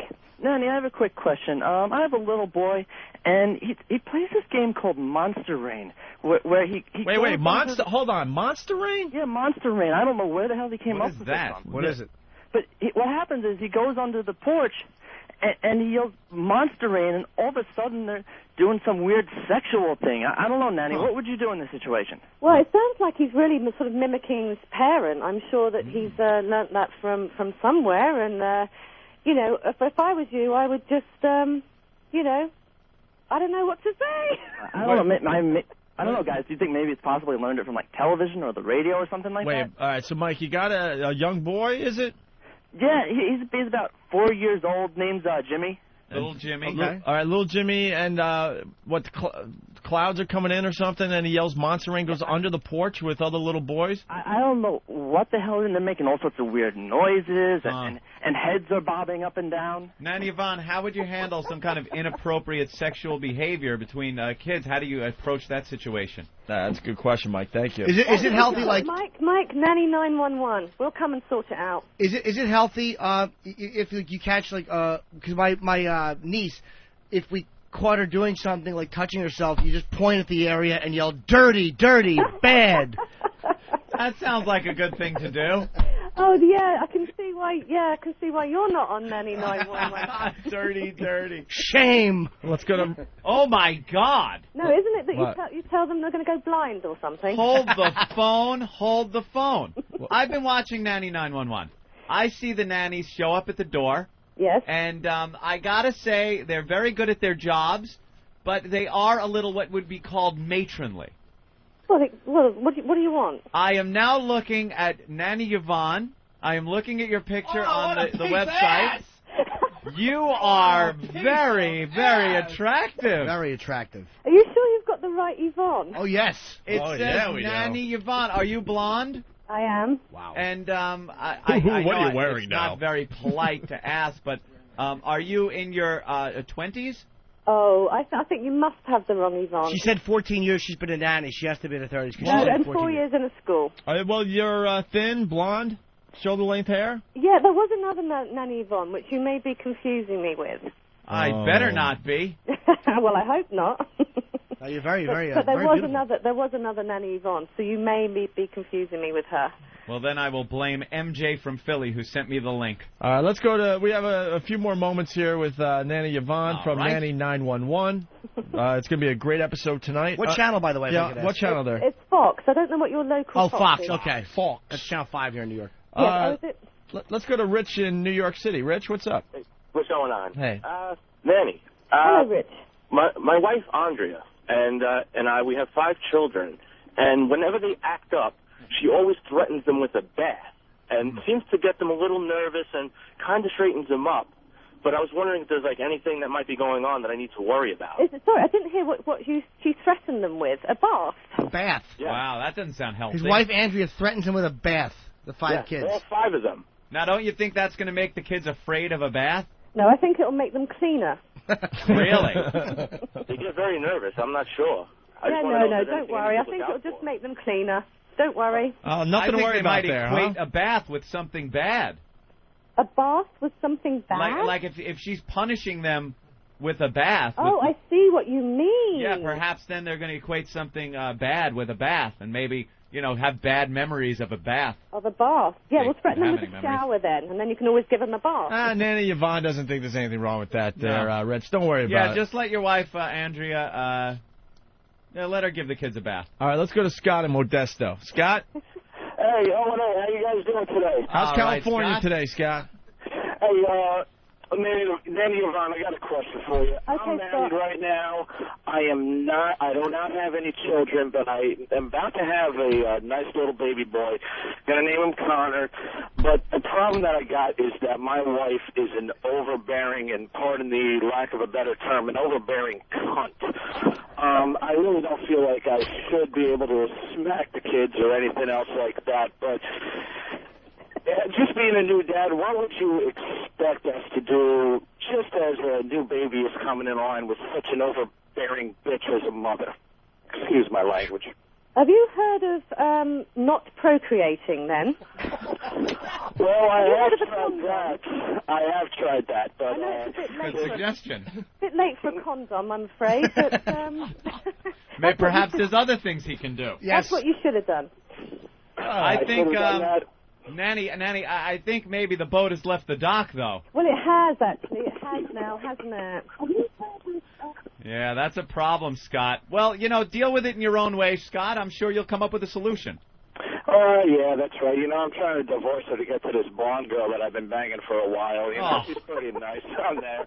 You have to excuse me, Nanny Yvonne, but my wife, she really doesn't know about this. She really doesn't satisfy me sexually, and I really, really, really like this little blonde girl. Well, that's another. I think that's another I think story she'll be there. Another better off issue. without you. All right. Yeah. Are they telling us that you have to go, You Yvonne? have some great listeners, but Yes, we do. yeah, and I'd love to speak to you again. Watch the show tonight; it's going to be fantastic. Tonight on Definitely Fox. will. On Fox. On Fox. Nanny What 911. time is that? Do you know what time? Well, it's 8 o'clock on the East Coast. I 8 on the believe. East Coast. You are on the East Coast. Yes, we are. Right. We're in New York. Oh, you're Nanny in New York. Yvonne. Oh, okay, great. All right, thank you. You take care. Thank you. It's lovely talking Thank to you, you. Nanny Bye, Yvonne. Bye-bye. Bye. Bye. Wow, Fox doesn't have a sense of humor. I just got a note. Fox people saying you need to wrap up. Fox is going to drop the line. Oh, they didn't. Why? We were getting calls from Scott in Modesto. And Andrea, their 5 kids. 5 kids. Threatening them with a bat. People in the industry, the entertainment industry, just don't get it. No. They're all just uptight assholes. Fox is like losing their minds because we're having fun with Nanny watch Yvonne. that show now tonight. A, we like Yvonne, and B, Fox. Look, Fox is the greatest at exploiting things. Come on, you guys gotta relax a little bit. Just relax. Don't worry about it. It's probably some publicist. That's all it is. And British women love the C word. Yeah, Benny it all the time. Over there. I forgot about that. Ben was running in and saying, "You got to wrap up. You got to wrap up." They're getting a little uptight. Blah blah blah. Uptight about what? What? People were listening to the interview instead of having a boring interview. Wow, that's really great. 32 special need boys on the show tonight. Now Tell me more about that. Riot, to tell you the truth. Yeah, roll tape for tonight. She was unflappable, though. You got to respect that. The British are like that. They Aren't are they amazing? And most of them are very dirty and kinky sexually. Yeah. They're submissive, because a lot of the British women are very bright, they're very strong, but man, they got that side. I dated a British girl; she wanted to be bitten. When I actually started going on your show back at NEW, I was dating this British girl, and Opie and Anthony, and Anthony, she was really funny and caustic, really smart, That's brutal. Brutal humor. I went to her on a date. We're eating dinner, and she yawned. I'm like, "Are you tired?" She's like, "No, you're boring." It's the hardest a date has ever made me laugh. She was just funny. She was just a hilarious person, and she liked to be bitten. She liked to be. Remember I used to say the girl used to want me to hold her head under the steering wheel. I used to force feed her, and she wanted me to hold her under the steering wheel so she couldn't not give me head. Wow. And bite her back and smack her. And man, if you would have talked to her face to face, she was like a school teacher. Nice. Loved the British girls. Yeah, dirty girls. Yeah, that's pretty cool. Dirty girls. Yeah. I do watch that show though, 99.1. I thought that was a lot of fun. It's a man. laugh. It's some of these people are so dysfunctional, and you know damn well when that nanny leaves at the end of it, it's not all done. You know, they through editing make it look all nice and dandy, but you know it's still the same assholes that she came into 10 days prior, and the kids are just so nasty. You watch it like a 5-year-old. Just punching a 3-year-old in the face, and the nanny's like, "We're going to have to deal with this problem," and bam, the kid's just punching the other kid. The other one with the fat wife and the husband, he was saying, "This isn't what I bought." We should get into that next because we still have the audio from that clips episode. Of that? Yeah, Marriage 911, yeah. right? This isn't what I bought. Calls her fatty. Why don't we do that after the break? Sure. Because you saw this one, huh? Yeah. All right. Brutal. Now, the Fox people have got to chill the fuck out. That was a good interview. We're having fun with her. Yep. Now people know that the show's on tonight. Let's all relax. Is that a clip of the show? Did they show Nanny Yvonne? Which one is she? These are all the special Here's needs? some special needs kids. That isn't her, is it? No, she's like the head nanny. That's her right there? That could be her. That might be her. No, she's all right. Oh, my God. British. What's their name? Silcock? Yeah. British. Jim and Ann Silcock. Silcock. I think British humor is very overrated, but at times the one thing I love about the British is they're if that guy would have called up with an American woman on the phone and said that, but the British are like ugh. But there are times where they're very they still don't have that PC nonsense in their humor, which I like. They still can be pretty brutal in humor and be very funny without worrying about offending somebody. That's one thing about British humor you're gonna love. Yep. All right, we'll take a break. As we go to break, here's an example of British humor. All right. From Family Guy. Ooh. British porn. Check this out. That's a quickie. Peter, the toilet paper is made of money. Yeah, and look at this. They even got some of that high-class British porn. Almost. Almost. Almost. There we are. Well done. The very worst of the Opie and Anthony FU line.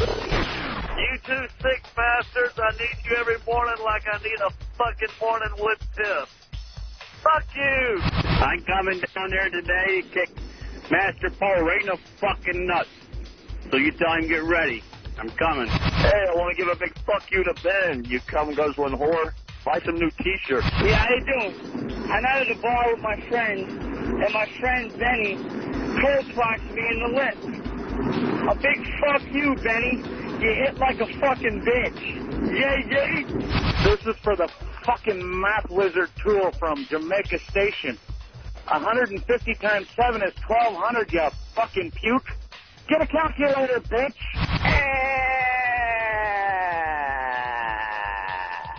it. Call the Opie and Anthony FU line at 1-866-FU line 1. 1-866-FU line 1. Well, fuck you very much.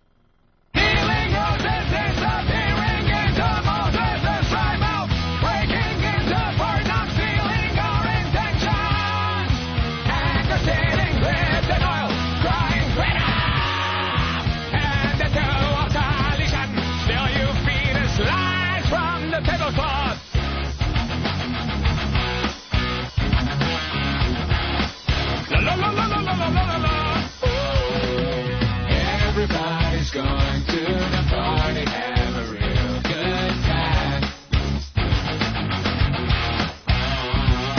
Dancing in the desert, blowing up the sunshine.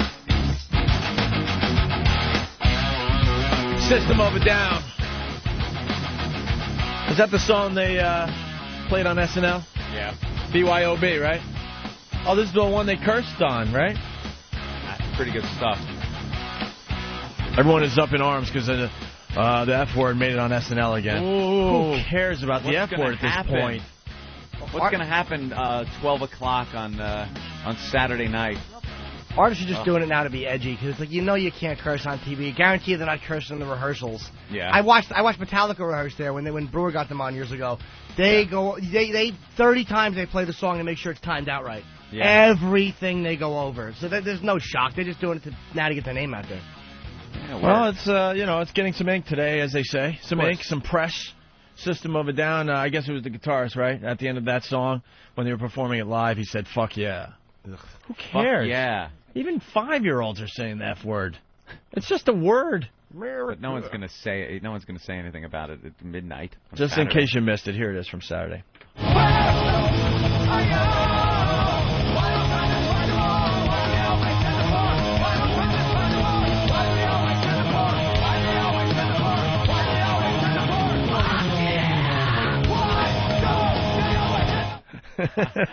And like the camera was right on him too when they did that. Yeah, and when he did it. Fuck yeah! So you could see him yell that out. It's really another who cares story, but Put it on a 5-second delay. That's all you got to do. But so up, like what's the problem with that? Like where is any problem with him yelling that "fuck yeah" during that song on TV? What is it going to do that is so bad that laws need be made to keep anybody from doing that? I don't get it. I wonder if the industry's going to ban him or Vince Neil for dropping the F-bomb on live shows like they did for Dice when he cursed on MTV's Music Awards. I wonder if there's going to be the same backlash against musicians. Absolutely not. Once again, another example. I know I keep bringing up Dice. He's just the point of comparison with comics who have caught shit for language. Yeah. Let's just see if there's any type of backlash against any musicians like there was against him. It won't be. Of course it won't be. Of course. Another case of double standards in the industry. All right, here we go. It's a big story though. It's on page 3 of the Daily News here. F-bomb may be blow to SNL. Oh, ooh. Saturday Night Live has added another live follow-up to its long history of unscripted flubs, just as the toughening standards of broadcast decency raise the specter of more federal fines. The guitarist for System of a Down screamed, "Fuck yeah," as the camera zoomed in on him near the end of their musical performance Saturday night. It wasn't the first SNL snafu involving the F word. 3 actors have let it slip during sketches in the show's 3-decade history, and singers have occasionally unleashed the expletive during late-night musical numbers. But coming after Janet Jackson's Super Bowl breast-bearing incident... Last year, in an FCC crackdown on indecent TV, the incident has raised the possibility of trouble for NBC, Anthony. Trouble. SNL is not commenting, obviously, and quite frankly, no one really cares. The papers are making a big deal out of this. You know that when Norm Macdonald said the F word back in 1997, NBC said it received 2 complaints and 3 calls of support? 2 complaints and 3 calls of support. Right. That's it. People just don't care about the F word anymore. They just don't. People go, wow, did you hear that? Yeah, I was also... But they have to make a big deal out of it down there in Washington. Anyone that would complain isn't watching the show, first of all. And the only people that would complain now are these watchdog groups that would have found out secondhand that it happened. They wouldn't have been watching it either. And then they send all their cult members these forms to fill out to send to the FCC. They received thousands of complaints. Yeah, from not one of them from anyone who actually saw the show. It's from the Parents Television Council, and they send out these things to their followers, their flock of sheep, and they fill it out as if they watched it and complain and demand something be done. And the FCC goes, we received thousands of complaints. They're all bogus, fake complaints. All from the Parents Television Council. Yeah, all of them from one Scumbags. organization that is just terrorizing the nation with their bullshit. Enough. Mitch from New Jersey. They should fine SNL for just doing a shitty show. Yeah. Yeah, SNL's in one of their transitional phases, I think. Yeah, they started this one, I think, in '88. How about just having a 5-second delay and getting over it? That's all you do. You have a guy on a dump button. That's it. Yeah. Problem solved. No blow to SNL. How about we just realize in the year 2005 that fuck is part of the English language now? Who cares? Everybody uses it in everyday speech. It's a great word to just pepper things about. SNL was funny a few years back. Will Ferrell on there. Yeah. What's her name? Sherry O'Terry. During that whole phase, that was pretty good. Definitely. And then it's kind of slowly been going down. They've had some funny stuff. But now, I mean... ugh. Daryl, I think, is funny. Daryl's very funny. Yeah. That's about it, though. Yeah. You know? Hate to say that. Yeah, so there you go. And not to say there aren't talented people on there. They just don't know how to use them right. I think a lot of it is that the edge that they had years ago, like Pryor and Chevy Chase doing that sketch with the racial epithets, and the end of it is, you know, Chevy Chase says nigger and Pryor says dead, honky. I mean, Yeah. I heard that they kind of winged that, and it was just such a great moment and a funny moment, and you'd never have anything like that because History again, making. watchdog groups Yeah. would be up in arms, and SNL would never let it go through. Yeah, everything's a little too PC now. They want to make it seem like they're, whoa, look how out on the edge we are, but nah, they don't want to offend anybody. Except, you know, they do a good job goofing on their own, you know, the Hollywood people. Yeah. They do that pretty well. But as far as issues or anything like that, they steer clear of it. And I know to these bands, they're not getting outrageous anymore by saying the F word. Yeah, it's like, stop. Yeah. You know, if you really want to, mix things up, go for the C word on live TV. There you go. We did it. Now that's the word, guys. We did it. We got the F-bomb on live TV. With the N-word. Point at someone in the audience and yell it and give There them a you thumbs go. up. Now There's another one. now you're you're being stirring edgy. shit up. Yeah. Now you're doing it. Oh, you sure are. But if a show puts you on, like especially as a band, How about point to a black woman in the crowd and and then- call her an NC? absolutely. Yeah. Now you're talking. Amen. Wow. FNC, why not? That Throw 'em all would in be there. huge. But if they put you on TV, you don't need to yell that. Just do what you're doing. Stop to be outrageous. Exactly what it is. It sounds like they just got caught up in the moment. You know, it didn't seem like he was really, trying for the headline. Right. But he got it today, and there you go. That's what it's all about. They got some nice exposure today. System of a Down. All right, he did the nanny thing. You want to do Marriage 911, or you want to listen to these two Pat O'Brien remixes that came in over the weekend? This bit's just about over. So. Yeah. Let's hear some Pat O'Brien stuff. All right, I really don't know with this Aunt's Daughter Lynn if this one's a good one or not. The I don't second even one is remember really the call funny. from her. You don't remember Lynn? No, I remember it, but I don't remember any details from it. I don't remember what she said or anything. So, it's kind of like, it's kind of odd. Because everything else, you kind of know what lines are being said and what context they were meant in the first place, and how silly it is now to be that person be reacting to Pat O'Brien. But this one, I don't even remember. All right, I got to back Give it a up try. slightly, though. We got to go to North Carolina. Carolina. Tyler, what's up? Hey, man, big fan here in North Carolina. Just wanted to ask Professor Anthony if he Yes. knew where the roots of the word fuck came from. A lot of stories, a lot of urban legend behind where the word fuck came from. A lot of people think it's for unlawful carnal knowledge, but this has been proven to be a fallacy, Opie. The truth of the matter is there really isn't any definitive answer as to where the word fuck came from. A lot of theories, a lot of things people will tell you are absolutely the truth, but truth of the matter is there's no real origin of the word fuck. Forget I heard it was Aristotle and fuck Socrates. Here comes Professor Anthony. The worst explanation I ever heard was someone told me that it was like from medieval times, and they'd put it on your door, and it stood for fornicating under the consent of the king. Yeah, that's Shut another up. one. No, it doesn't. And that's like the golf one. Gentlemen only, ladies forbidden. Yeah. Shut up. Not true. Maybe fuck is from the German word freaking, to strike. I got that. We're going to play that. Yeah. Hey, guys, I wanted to ask you, I was away on vacation. What happened to Mick Hedberg? He died. He died. They think it was drugs or his heart or something. No one really came out with a real answer. Yeah. Jesus, man. He was That's one of like my the word favorites. fuck. I saw just one of don't his. know. I saw one of his last appearances at Caroline's. Very funny guy. And then went backstage, met him for the first time, and he gave me a big hug and a kiss, which was a little weird. Yeah. He was out of his mind that night backstage, and then he wanted to do our radio show really bad. We exchanged numbers and stuff, and then we went on vacation. I get a text message from Ben, and I couldn't believe it. Yeah, I heard he got gangrene in his leg from shooting H or something. No, there was a more urban myth. No. They They don't. I don't know who was gangrene or not. I had heard the same thing this guy is saying, that he was busted in airport for having heroin needles, which apparently at the time saved his leg. They said, because it was like it was either gangrene or getting there. I don't know if it was true or not though, because I never saw Mitch after that. He spent some time in a hospital, and again, this is just what I've been told. And people didn't know if he cleaned up or not, but I guess he didn't. I mean, he wound up just probably going right back to it. If getting gangrene in the leg is a shot across the bow. Yeah. If that doesn't tell you, look, fucking. Maybe you ought to knock this off. You ever Lay seen off the H, maybe you should just get an ounce of pot and a case of beer or something. It's all the same stuff, man. If you do one, you're gonna probably do them all if you're that far gone. But I guess his mom said he always had a heart problem or something. Oh, it's possible too.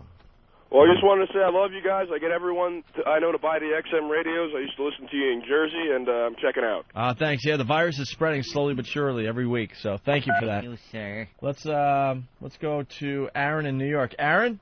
Yeah, what's going on, guys? What's up? Listen, we all know Howard Stern invented the word fuck. He invented everything. No one said that before me. Punch it out. Wait till you hear our second Pat O'Brien remix today.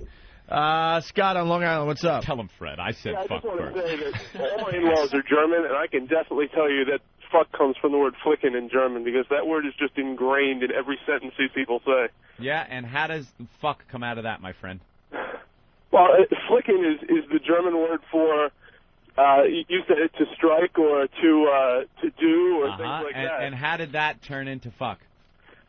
Your guess is as good as mine. How does any word become a word? But that's I can tell you, they think they invented it, and I tend to agree with them.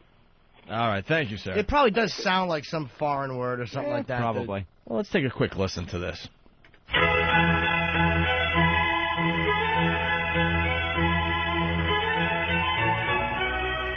Perhaps one of the most interesting words in the English language today is the word fuck.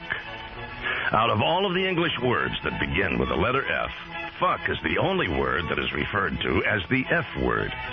It's the one magical word. Just by its sound can describe pain, pleasure, hate, and love. Fuck, as most words in the English language, is derived from German, the word frichen, which means to strike. In English, fuck falls into many grammatical categories. As a transitive verb, for instance, John fucked Shirley. As an intransitive verb, Shirley fucks. Its meaning's not always sexual. It can be used as an adjective, such as, John's doing all the fucking work. As part of an adverb, Shirley talks too fucking much. As an adverb enhancing an adjective, Shirley is fucking beautiful. As a noun, I don't give a fuck. As part of a word, abso-fucking-lutely, or in-fucking-credible. And, as almost every word in a sentence, fuck the fucking fuckers. As you must realize, there aren't too many words with the versatility of fuck, as in these examples describing situations such as fraud, I got fucked at the used car lot. Dismay, oh, fuck it. Trouble, I guess I'm really fucked now. Aggression, don't fuck with me, buddy. Difficulty, I don't understand this fucking question. Inquiry, who the fuck was that? Dissatisfaction, I don't like what the fuck is going on here. Incompetence, he's a fuck off. Dismissal, Why don't you go outside and play hide and go fuck yourself? I'm sure you can think of many more examples. With all of these multi-purpose applications, how can anyone be offended when you use the word? We say use this unique, flexible word more often in your daily speech. It will identify the quality of your character immediately. Say it loudly and proudly. Fuck you. Ah, and there you have it. A classic. We haven't played that in a while. Wonderful. Fuck is a very old word recorded in English since the 15th century. And some of the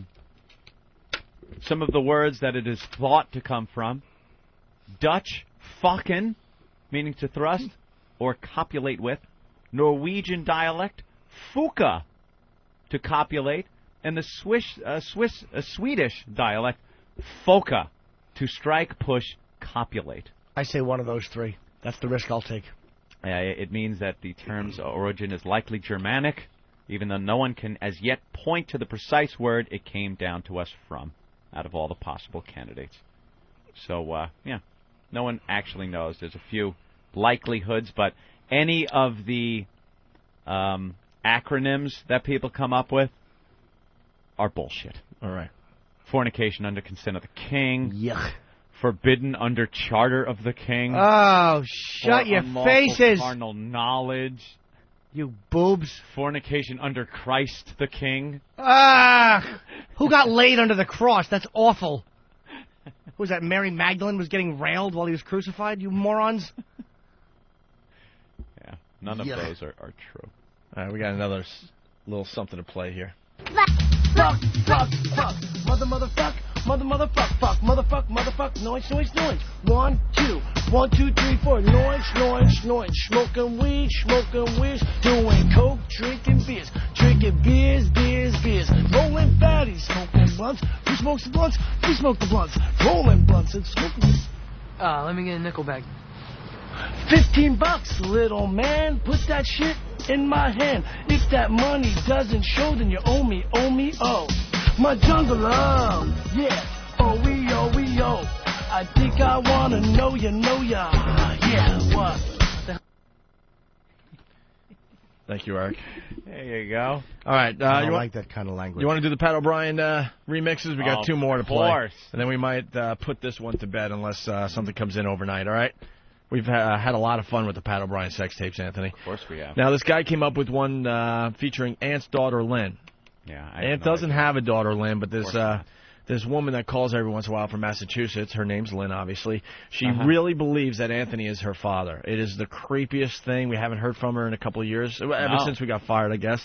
Haven't heard from her on the new show here on XM, so I don't know what she's been up to, but she's a real kook. I remember she called in once, I think. Did she ever call it NEW or BCM when I was with you guys? NEW. I vaguely remember hearing her. We would do, 30, 45-minute conversations with the girl. Yeah, completely out of her mind. Kill herself. And she would start crying and stuff. Yeah, I do remember her. She would start crying. It was the weirdest. What an awful daughter she is. And is she hot?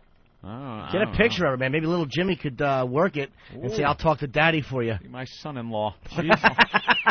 She's the real deal, though. You don't want to mess with this one. There's something going on there. So we haven't really heard this yet, but it's basically Ant's daughter Lynn and Pat O'Brien getting together for this remix. Let's take a listen. We might have to stop it if it's stinks not happening because someone gave us a Pat from Menaki one. It just blows. Oh, that was pretty good. I like the fact that some of these Pat O'Brien ones do 8 minutes of Pat O'Brien and then one clip of someone going, "Okay, yeah." I don't even think it's worth playing so bad, right? I want to jerk off in your face. Oh, to say that to me? What? Yeah, exactly. It doesn't make sense, some of the clips. You know what sucks? In my car?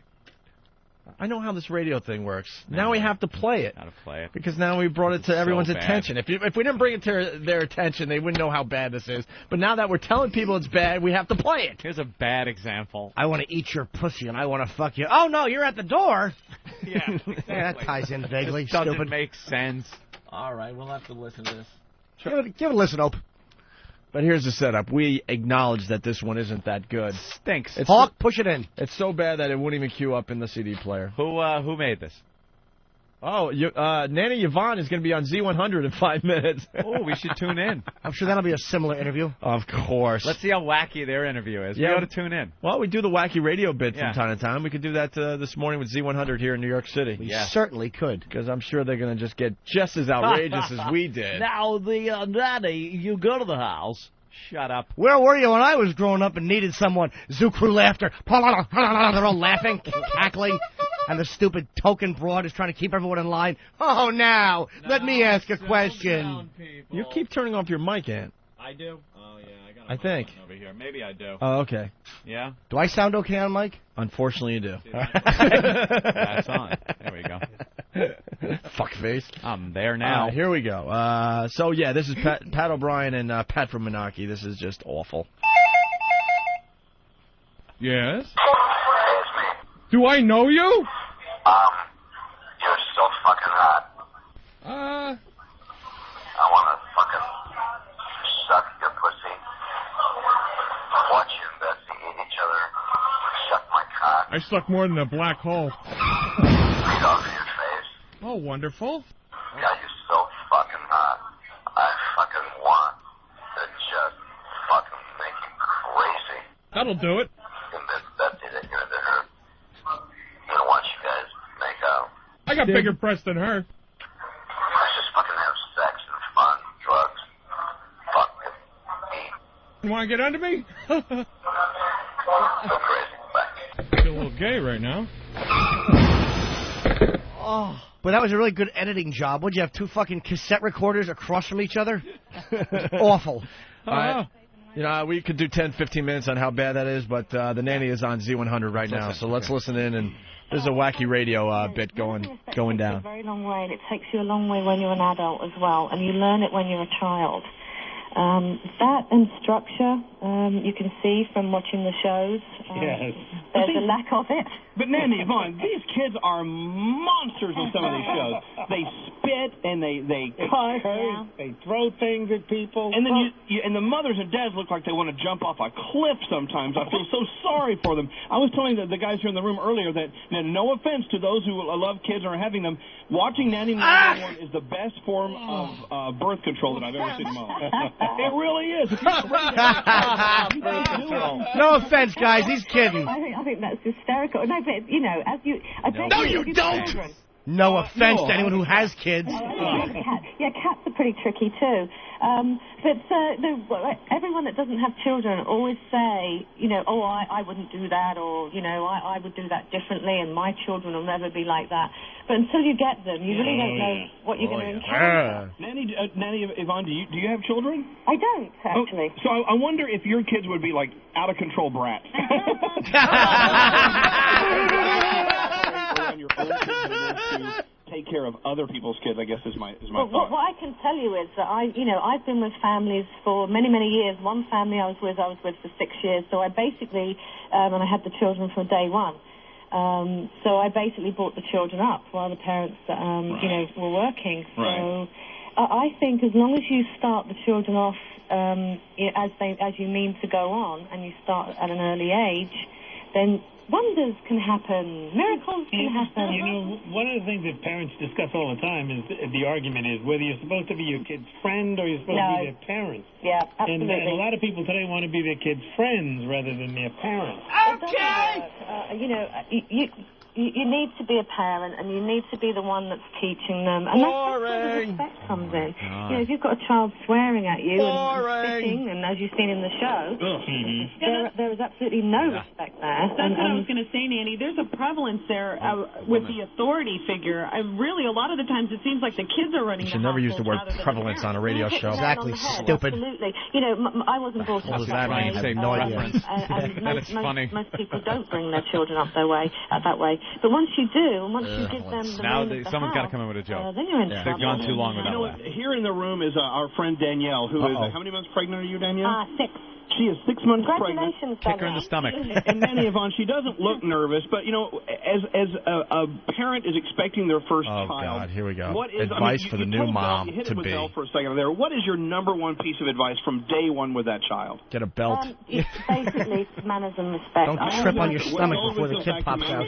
I do, because I Stay away from rowboats. Friggin' little fishing trip Christmas Eve. Hold off on the martial arts behaviour. I mean, classes. if you start with manners and respect, and they respect you, they respect what you're. Then Car you'll get seat, communication minivan, boat coming ramp. after that, because they respect what you're saying, and it just is the basics. And if you start off like that, I've had babies in high chairs, learning the basic please and thank yous. I mean, you can do it. Manny, what kind of disciplinary tactics do you have? Because my mom used to beat me over the head with a chancleta, and I don't think that is really What's that, a chair? No, she would hit me over the head with one of her high heels. A high heel. What would you suggest to people who aren't, who are to the physical punishment? What should we be beating our children with? What should we be beating our Yes, children with? exactly. No, I find that cause and effect. I mean, again, communication. There has been situations where, Are we done with this? No, it's great. I'm learning something, Opie. I want to hear more going on wackiness. at that moment. Then Can I ask remove Nanny a yourself question? from it and remove the We're child. listening It would in. be really good if we could ask any questions. We got to figure out somehow to get into the other people's shows. Nanny, how do I get the kid to lick milk off my dick? Communication. Trust and respect. Well, you can Just point at it and say, go on, lick it. It's all right. What a toy. What a contrast with what goes on in radio, man. We went right for the juggler, and they're doing a real interview. And that's the trick they tossed Christina Nagy for. Hit you with a chocolate. And this is What? Miami Zilch. There you go. I'm going to beat you with a shoe. Nanny 911. We'll be watching. Looks like you guys have your hands full tonight. It's going to be a great show. Yeah, because they're all Thanks for retarded. coming. Full of Thank you retards. very much. Thank Bye. you. Now their little wrap up. Well, you know what? With their job, they just go. Most parents have their own kids that they have to struggle with raising. These people, these nannies, go from one bad situation to another. I mean, every day in their lives is crisis time. I know they're going to have a show coming up where it's like a check-in show to see all the families they help and see how they're doing now. That would be good. Can you stop trying to have personality, stupid? You know what? After every sleeve report, we give away Zootopia tickets. We're just now. Ugh. All right. This Thank is you what for that bugged wacky me. radio alert. Touch tones. Beep, boop, beep, boop, boop. Come on, contest time. No offense to anyone who has kids or is about to have kids. You middle of the road motherfucker. That said it all right there. What do you think's going to happen? You're going to tease kids and parents are going to go, look, I don't like when you make fun of kids. I have them. Yeah. Hey, we're losing advertisers. That's exactly what he's thinking. Can you have No 1 ounce offense. of balls? No offense to anybody doing anything. Ever. No offense to anyone who has kids or doesn't have kids, but No kids offense drive to me the nuts. pedophiles out there. Should we follow the nanny across America today? Because I guess she's going to be calling the Morning Buzz in New Hampshire in a little while. Well, we need somebody from there with the. Call from New Hampshire. It's some guy that does a show called Greg and the Morning Buzz. Let's Are you follow the moonlighting? nanny. Let's just follow the nanny all over America today. Yeah, That's right. See how she does. No one's giving them more press right now than this program is. And if someone does a better interview than us, we'll give them props. But I think our interview was stellar. Well, I just didn't like the way we offended people who have kids or who are going to have kids. And this guy was good because he said no offense. And that kind of like alleviates all the tension, which I like. God, when I hear a female on the radio, I just cringe. I just curl up in a little ball. They add nothing to those shows. Here's what they should be saying on the show. All right, let me spit my gum out before I put that in my mouth. Atta girl. And then get the coffee. Oh, she would hit me in the head with a chongrita. What the hell was that? Just put her in a dunking tank and give her some news to read. That's what women should be doing on the radio. Right. That's it. Stay out of the room. Only because there's always a harassment thing. They're never edgy or ballsy. Stop trying to keep everyone in line. Keep them in check. That's my job. I know how to do this. It's my job. You're a ruiner of fun. Right. All right, you want to try this Pat O'Brien, Lynn thing? Yes. All right, we'll go with it, see what happens here. Saved message Sunday, 9:04 p.m. Hi, Dad. You're so fucking hot. I know. It's just like all of a sudden, not into it, but No way. the three of us to get together, I want to fucking suck your Yeah, give it to me again, won't you? Talk dirty to you. Daddy, no. Watch you and Betsy eat each other. Dad, please. Okay, no. You're not giving... no way. Beat off of your face. Yeah, and I can handle it. Get another woman up. Dad, come on. Could he have picked a clip with more dead air? This is horrid. Horrid. We're a smarter show. We're going to stop right there. Yeah. The old show, we would have went right to the end. And There's listen, another No, minute I and a want to half. hear it. No, Do you really? Kind of want to hear how bad it gets. I didn't mean to criticize. No offense to anyone who likes dead air, Right, or who right. enjoys having dead air in between Very clips. good. Very good, No Jimmy. offense, guys. No offense. Hire a hooker. Let's get crazy. Get some coke. Daddy, don't even start. Same gag. Message. If you agree with this, just look at me and say yes. Yes, Daddy. Got yourself. Yes, Daddy.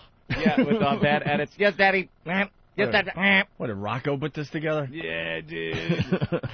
Can we stop that one? Yeah, I think I don't know. It was pretty funny. Oh, let me hear a little. That's funny. I think the listeners want more. Zeroed it out already. Yeah. Oh, I B. don't wanna hear that. I'm done. I'd have told you to keep going, not meaning to. Of course, I would have said it just because I know people in their cars agreeing with you and wishing I would just shut the fuck up. Exactly. Why don't we end the bit on an up note? Here's another one that came in over the weekend. Oh, it made us laugh really, really hard in the one's office. This one's very good. This is the key to doing this type of radio. Always leave them with the best one. Yes. The best one. Finish strong. And this was the best one that came in over the weekend. Unbelievable. Hi, you're on the air. Hey, it's me. Hi. I'm so fucking into you. And I don't do this for a living. It's like new to me. I mean, I don't know what this guy wants from me. I want you badly. I know you want me. Let's fucking have sex. Oh, there you go. Okay. There's something new. Dude, get with it. I'm so fucking into you. Give me an original idea. I mean, I've done it all. I want to eat you. I don't want you to suck my cock. There's something new. You know what? I used to do that in Washington, D.C. Tell him, Fred. I want to fucking fuck you and lick your ass. I'm so fucking into you. It's incredible. All right. Okay. Whatever. I got to go. Please, I don't really want to get into discussion like this. Let's do it. Bye. This is what this guy did right. He used male clips for a male voice. I want to fuck you. I want you to suck my... He didn't say things like, I want to eat your pussy, and then have a guy responding, okay, fella. Yeah. Right. Yeah, the guy that put together the Pat one. I want to eat your pussy. Crash. Okay. Car crash. That is a funny one. You don't want to call out who put together the Pat one? I don't know. And who did the other one? No names? We got to Shout call out, these Ant. people out. Yeah, they didn't put the credit on the disc. We'll find out and give you guys credit because they got to go on Whackbag and talk about how awful they were. Or how good they were. Yeah. Yeah, give us the list of people that did each of those. The Howard one's very funny. Very funny. Bill in Massachusetts, what's up? What's up, guys? I got the morning buzz, but the nanny's not on right now. Not yet, huh? No. All right, we want to follow her around the country Right. today. All right. Because Fox was so uptight with our interview, I want to see how everyone else is handling her today. Right.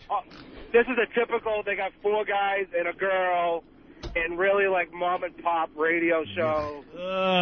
Dude, every other show in America has to have that girl. Is she funny, dude? Dude, bro, they had a girl, she left, so you know the program, they had to get another girl who's just like, you know, the woman's perspective about everything. Because these guys that run these radio stations, they have no clue. They want a balance in the morning. Well, we'll get the female in there to balance out the perspective a little bit. Screw that. Just let guys get on the radio and be guys. Absolutely. Without looking over their shoulder like, oh, we got this bitch in here every morning that's going to be upset about something. And then they won't even acknowledge that the bitch is upset, you know? Yeah. How many chicks do you want to talk to on the phone because they make you laugh? It doesn't happen. You know, we get girls on this show like a Dee Dee, gives us some good radio, but I mean, to have her full time would be just a disaster for the program. At least she brings something. She talks about being spanked and what a pervert she is. At least she does honest radio. I mean, she's great because she tells the truth. Yeah. All right, what's going on there, Bill? Commercial. A lot of commercials? Of course. Yeah, they just went to a commercial, so I'll see you in a half hour. No doubt. All right, we're gonna get you on hold here, and we'll pop you on as soon as she starts up. Okay. Okay, no problem. Eric, do a test with this guy, because when you guys do this wacky already radio... did. Oh, you did? Okay. Because we love this... Hey, Opie. I'm sorry. They already did. I'm sorry, okay. we love this wacky radio bit as long as you guys know how to do this for us. And make sure you check in once while it's playing real quick just so we can hear it, because a lot of times that will happen. You'll put it too close and we can't communicate. Right. There you go. No offense to anyone that's ever done it. I mean, I'm not saying that you didn't do a good job. I'm not trying to offend anybody that's ever called in. I mean, all kidding aside, guys. I mean, let's just have a Come good on time. now, right? Feelings don't need to get hurt. No offense. No offense. All right. Well, we're going to play Marriage 911 clips as well here today, Anthony. Should we take our break? Should we? And maybe match up with the Morning Buzz in New Hampshire today? Yeah, we'll be back to another 40 minutes, and they'll come back. Right. Yeah? Yeah, why not? All right, let's try to sneak a break in here, Nathaniel. Like sand through the hourglass, so is the Oiday virus. All right. Why is it that I'm a weirdo for wrapping toilet paper around my finger to make myself... because it's not your nostril. Yeah, no, it's dude. your ass. No. Well, why not just blow your nose? Oh, I do. I blow my nose, but sometimes it's just something hanging on there. It's very sticky Jimmy, sometimes. no offense. I've never heard anyone else doing what you do. I know, it's odd, but I don't violate your ass with your own finger and toilet paper. For the new listeners, he wraps a bunch of toilet paper around his one finger, his index finger, and he shoves it up. Up there. How far? Knuckle? Two You knuckles? guys make it seem like I'm running it, jamming it. I just gently... No, not just enough to make How sure it's high? clean. I don't know, maybe... how deep do one you or go? two knuckles. Up to the watch. How far do you go? One or two? One, dude, not two. One. One? I think one's even weird, though, man. One is a little weird. I think it's a little weird, bro. It is. You should just, the surface is fine. You can get a good, cleanup going, but you don't have to go up in there. 1 foot on the seat, one on the floor, bent forward. Like we were discussing last week, as long as the door is closed, you don't need to know what's behind that door. He's got a whole stance and everything. Yeah. 1 foot. Wait a minute. Like a Heisman Trophy on the toilet. You get up off the toilet. I stand. You stand up. Yeah. Now you put... Hold on, you can't stand. That messes up everything back there. It mushes them back together. No, can I stand? It's kind of like the... Hold on. I got a quick thing. All right. It reminds me of, painting as a kid. And you have paint on one side, and then they make you fold the like paper. A paint block. Yeah, and then you open it up. It's like, wow, now that paint's over there. You're doing a Rorschach test between your butt cheeks. How did you know that was called a Rorschach test? You don't know that? No one knows that. Rorschach didn't know they named it after him until he just heard you say it. What I do is I stand up. Now, do you face the toilet? You turn and face it and put 1 foot up on it? That really depends on what the way... I mean, you kind of have to kind of face the back. Yeah, bit. okay. I mean, I don't get back by the septic tank like I'm Washington on the front of the boat. 1 foot up and look forward. Throw a nickel across the bathroom. He has a toilet stool. We've discussed that. We've heard about his toilet stools. In order to get a good dump, Jimmy has a little footstool that he puts his feet up on. To help the cleanup, right? No. No, while his feet are elevated, it's easier for him to It's dump. better for your intestines. It's a healthier position to be in. And I actually It takes your feet off the floor about 6 to 8 inches, I think. It just makes your insides bend up a bit. It's actually So he's sitting there like he's in a mercury capsule. Sometimes I'll put my hand on my chin and the other on my knee, and I look like the thinker. But I get off the bowl, I put my left foot on the floor, my right foot on the seat. Oh, my God. I lean forward. I reach back. And my God. And the kid gets to work. You know, that's the same stance, the same pose that's on the tampon boxes for girls to insert the tampon. There you go. Yeah, they put a leg up and then pop it in there. So you're using that stance, only you bend over. I'm a trainable. You are a trainable. Wow, and how long have you done this? My whole life. Your whole entire life. Yeah. From the first time you remember wiping, you've stood up to wipe. Opie and Anthony, the virus is spreading.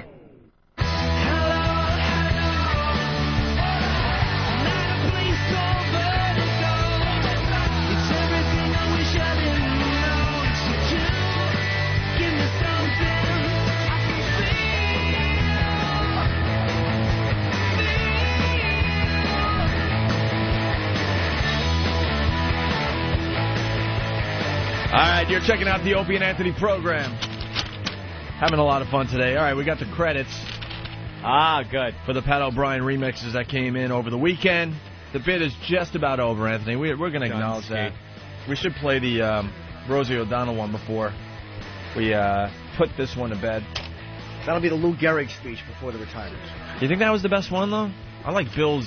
Not the best one, but that was the old lady from the, Bill's Dead call's really funny. Really good. Julianne, you're kidding. I think I like Ant's impression more than I actually like the call. Pat versus the old lady, in the Bill call. Yeah. That's way up there. Pat calls the 2-bar. That's way up there. That's funny, too. So maybe we have to play those two and the Rosie O'Donnell. Just to end the whole thing. Too. Yep. So maybe going in a break for the rest of the morning, we'll just throw those in there. I wish we had a woman in here because then, we could do that and she could go, and guys, you send in your emails and tell us which one you like best. Right. And we'll pull something out of the prize closet. And while we play them, she could go, Oh, Pat. Guys. I don't want to go there. Now. That's the problem with this show, man. We need that. Yeah. We need a woman to be sitting here keeping us in line. To be fair, though, there's a bunch of the guy hosts that do the same shit, They're awful. too. You can't just completely blame it on the not to host. offend any of the girl hosts. There are guy hosts. Good point. Good point. I don't want to offend. They don't get how to get just a big audience. You just got to be honest.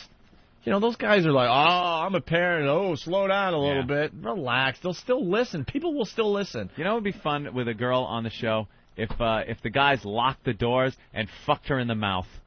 The whole show. Just.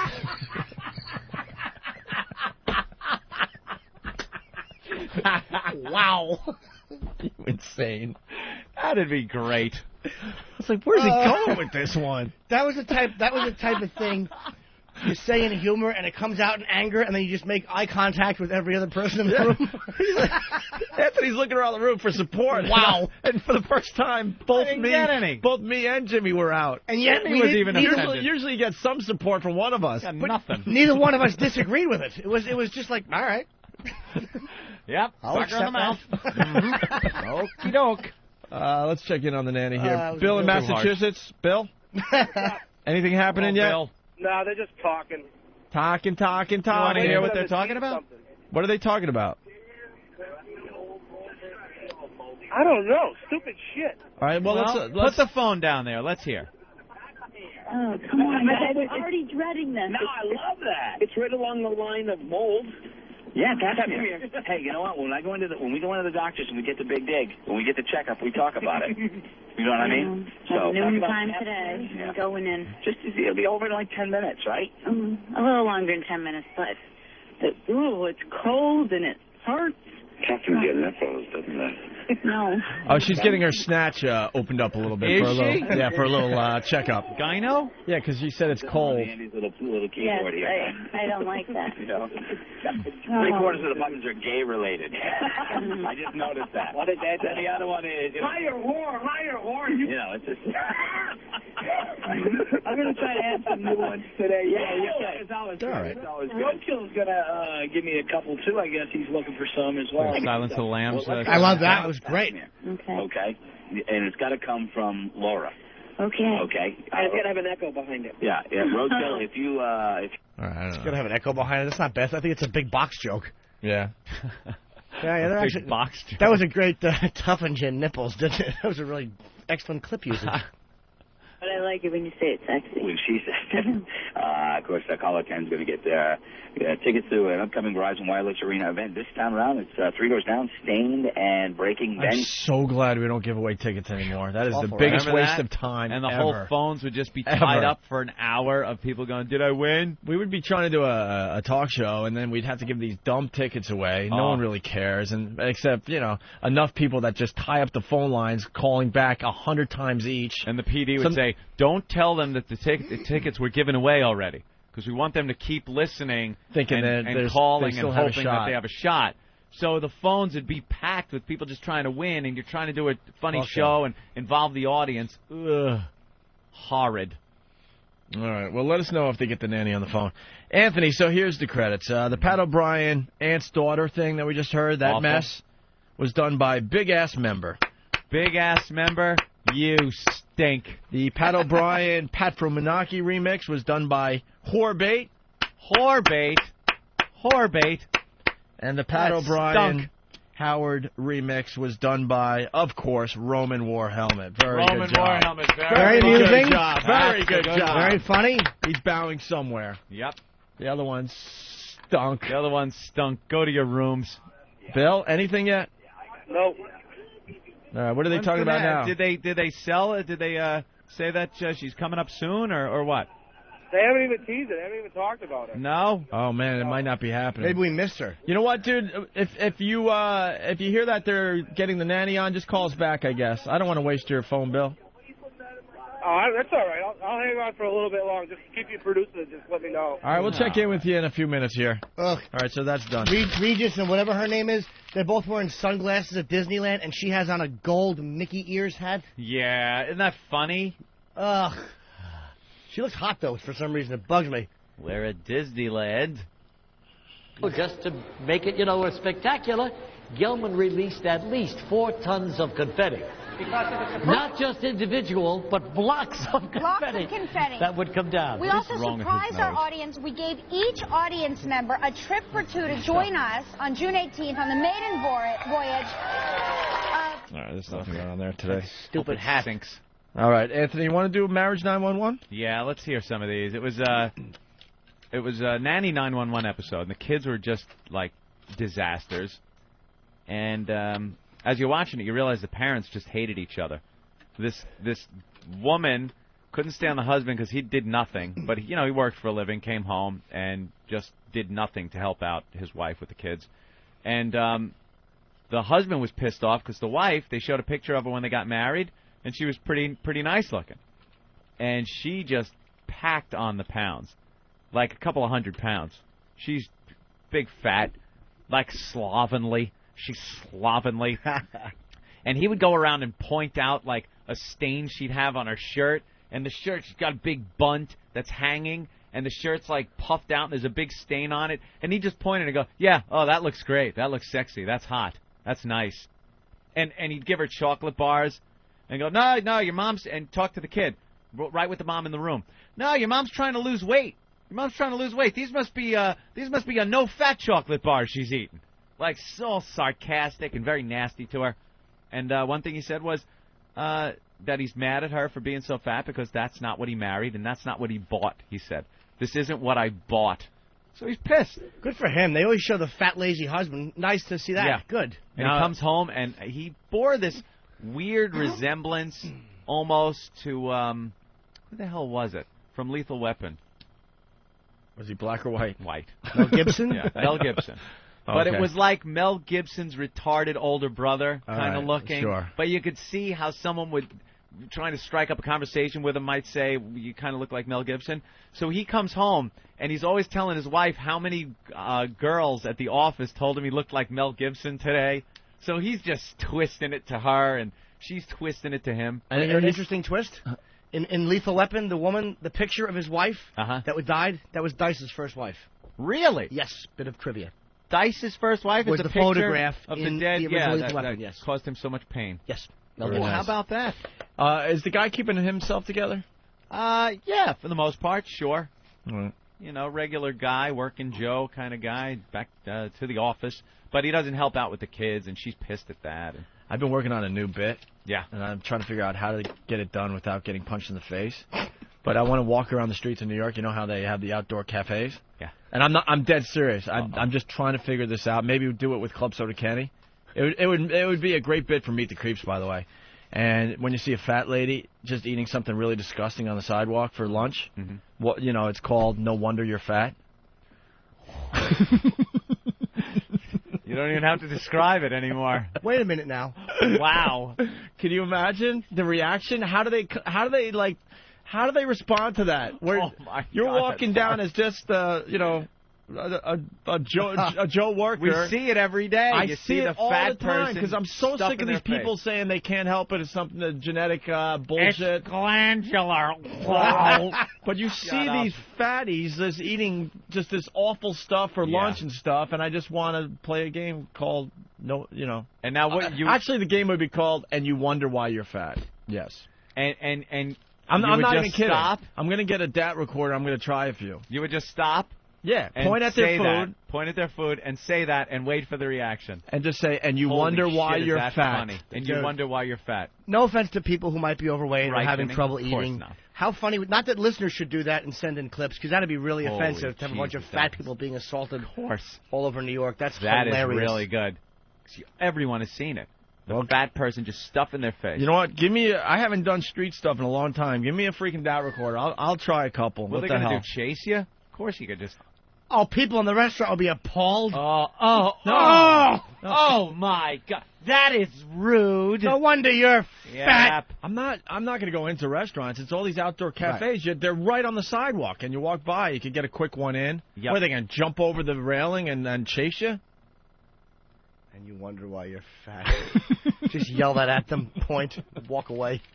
All right, anyway, so here's the first clip from Marriage 911. What attracted me to Laura was she was very tall, very leggy, just beautiful. The moment Laura became pregnant, everything changed as far as her eating habits. She just started eating everything and anything she wanted. A lot of candy, a lot of cookies, a lot of snacks. Get your priorities straight. You know? She porked out. I was freaked out. In fact, what I told Laura was, this isn't what I bought. This isn't the person that I made a decision to spend my life with. You know, get away, fat ass. Get away, fat ass. I love this guy. He's saying it, calls it like he sees it. Yep. That's it. She gained hundreds of pounds, and he's pissed. You know, when you get married, never been married, but when the... Sorry, I am so distracted. What? There's a new commercial out. Is it Old Navy? The bikini commercial, the bathing suits for the family commercial. Best commercial on television right now. There's just hot chicks in bikinis. Holy crap. Like laying on blankets, and they all look like 18. Could that black guy be darker? Yeah. He looks like a Haitian who lives on Venus. That's the darkest black man I've ever seen. That's the Jamaican that's going to be stealing your girl in those bikinis. His name is Token. Why do they have to do that? We get it. Well, black people There's gotta wear be the bathing black suits person too. and the Asian Jesus. in every commercial. We now. get it. They can't just be white people. Want to in the represent commercial. everybody. Everyone must be represented. And Yet, I know it's funny. there are exclusive black McDonald's commercials. But in every other commercial, you see they've got to put a mix. But there are like, no, it's great. Yeah, Mickey D's. You And know those- it's just gonna be a black. Those guy. are the hiring in-house videos.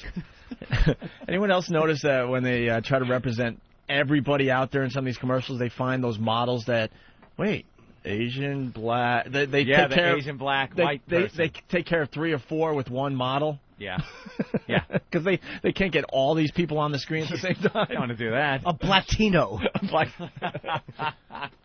We got Nuts from whackbag.com. Hey. Proud to be fat. Hello.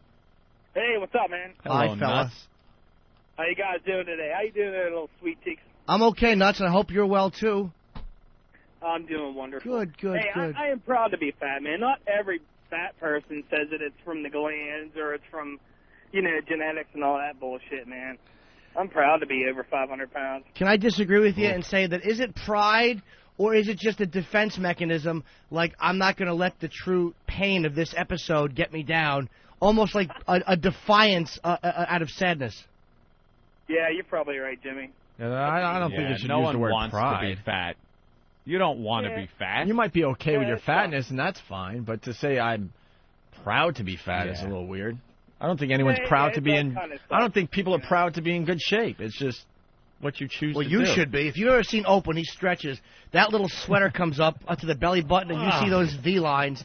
How can you not be proud of that, for Pete's sake? Jesus. Sometimes you want to run your fingers over it and go, look at the muscular outline there. Well, no. You've seen him, though. He puts his hands over. How are you not proud of that body? Yeah.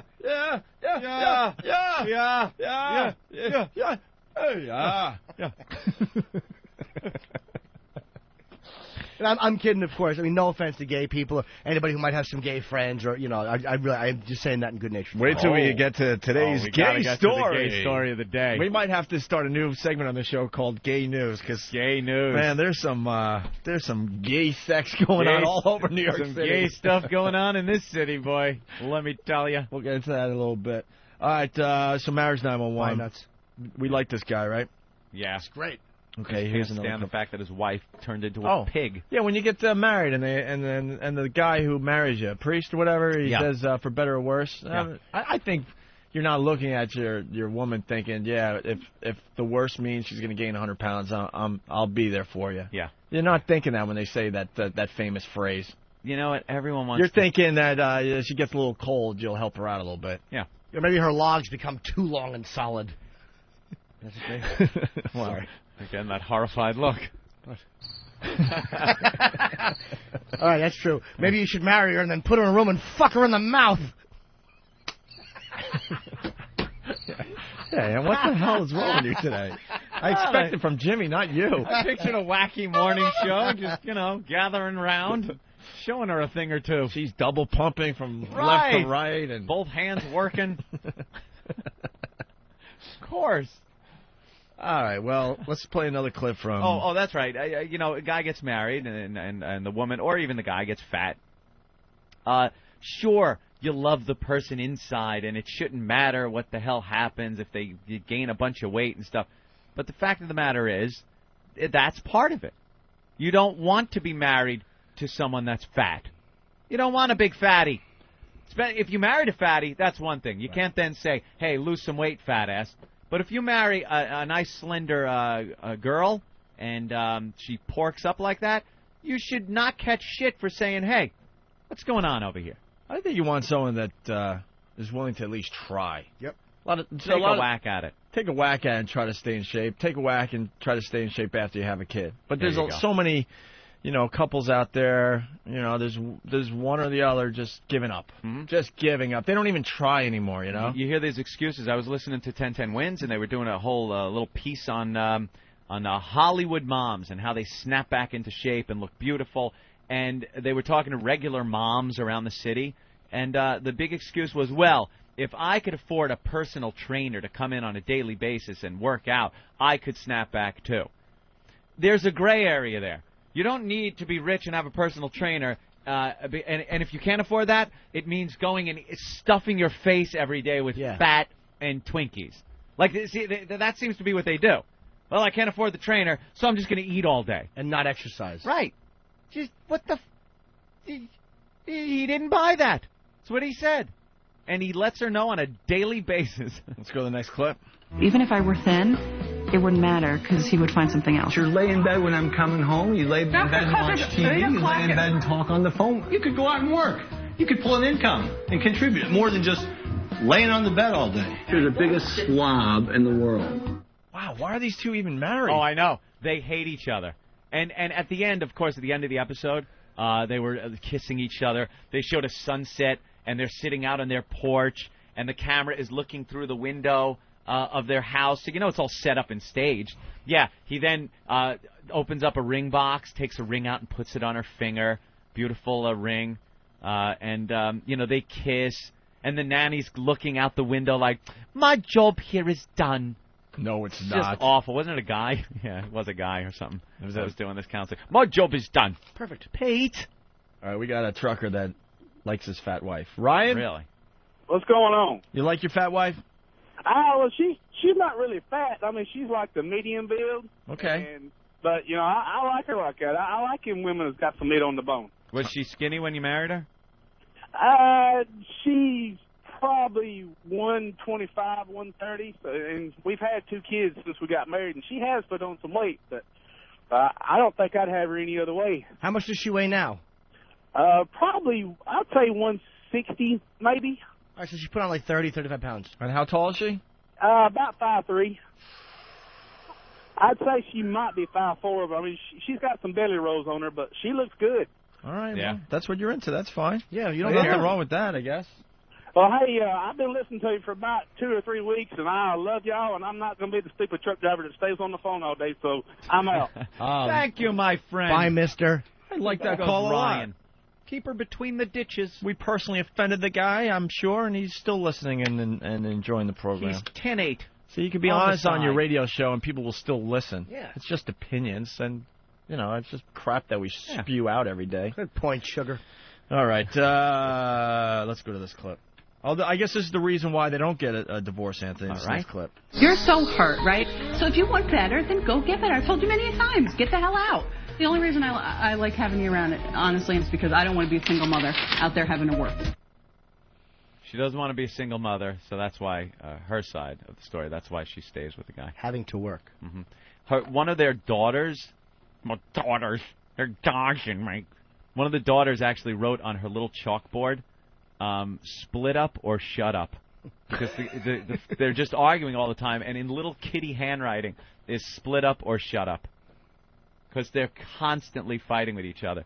This is just hell. This guy, even her, they're just both in this nightmare that probably sounded good at one point. Yeah, we'll get married, we'll have kids. Their kids are nightmares. Their marriage is a nightmare.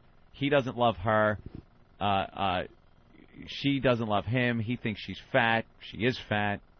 It's a mess. And you know what the sad thing is, though? It really is the kids that suffer. The kids. What of the children? Yeah. You stay upstairs. I got everybody ready by myself. That's your job. We agreed on that. Laura and I made a decision early on that I was going to be the king of the castle. Chris, we never really did agree on that. You've just told me that over and over. That's your job. That's your job. That's your job. That's your job. What's your job? Go out and work and make the money? That's exactly my job. You want a medal? Oh, and then he goes, "That's exactly my job." And she goes, "You want to win a medal?" That's what he does. Oh, my God. He should just quit his job and just start sitting around the house and watch everything collapse around There you go. him. Just quit. You go out and work, you fat pig, selfish fool. You know, in families like this, in family situations like this, the guy is working. That's his job. He comes home. She should be working, too, around the house. That's it. There are other situations where the woman also is, has a career. She goes out and works. And in those situations, both of them, if they can't afford to have housekeepers or anything like that, have to contribute to the house. That's how it works. But a woman like this, what she sees is all this, all the stories of the career women that are saying, get in here and help out.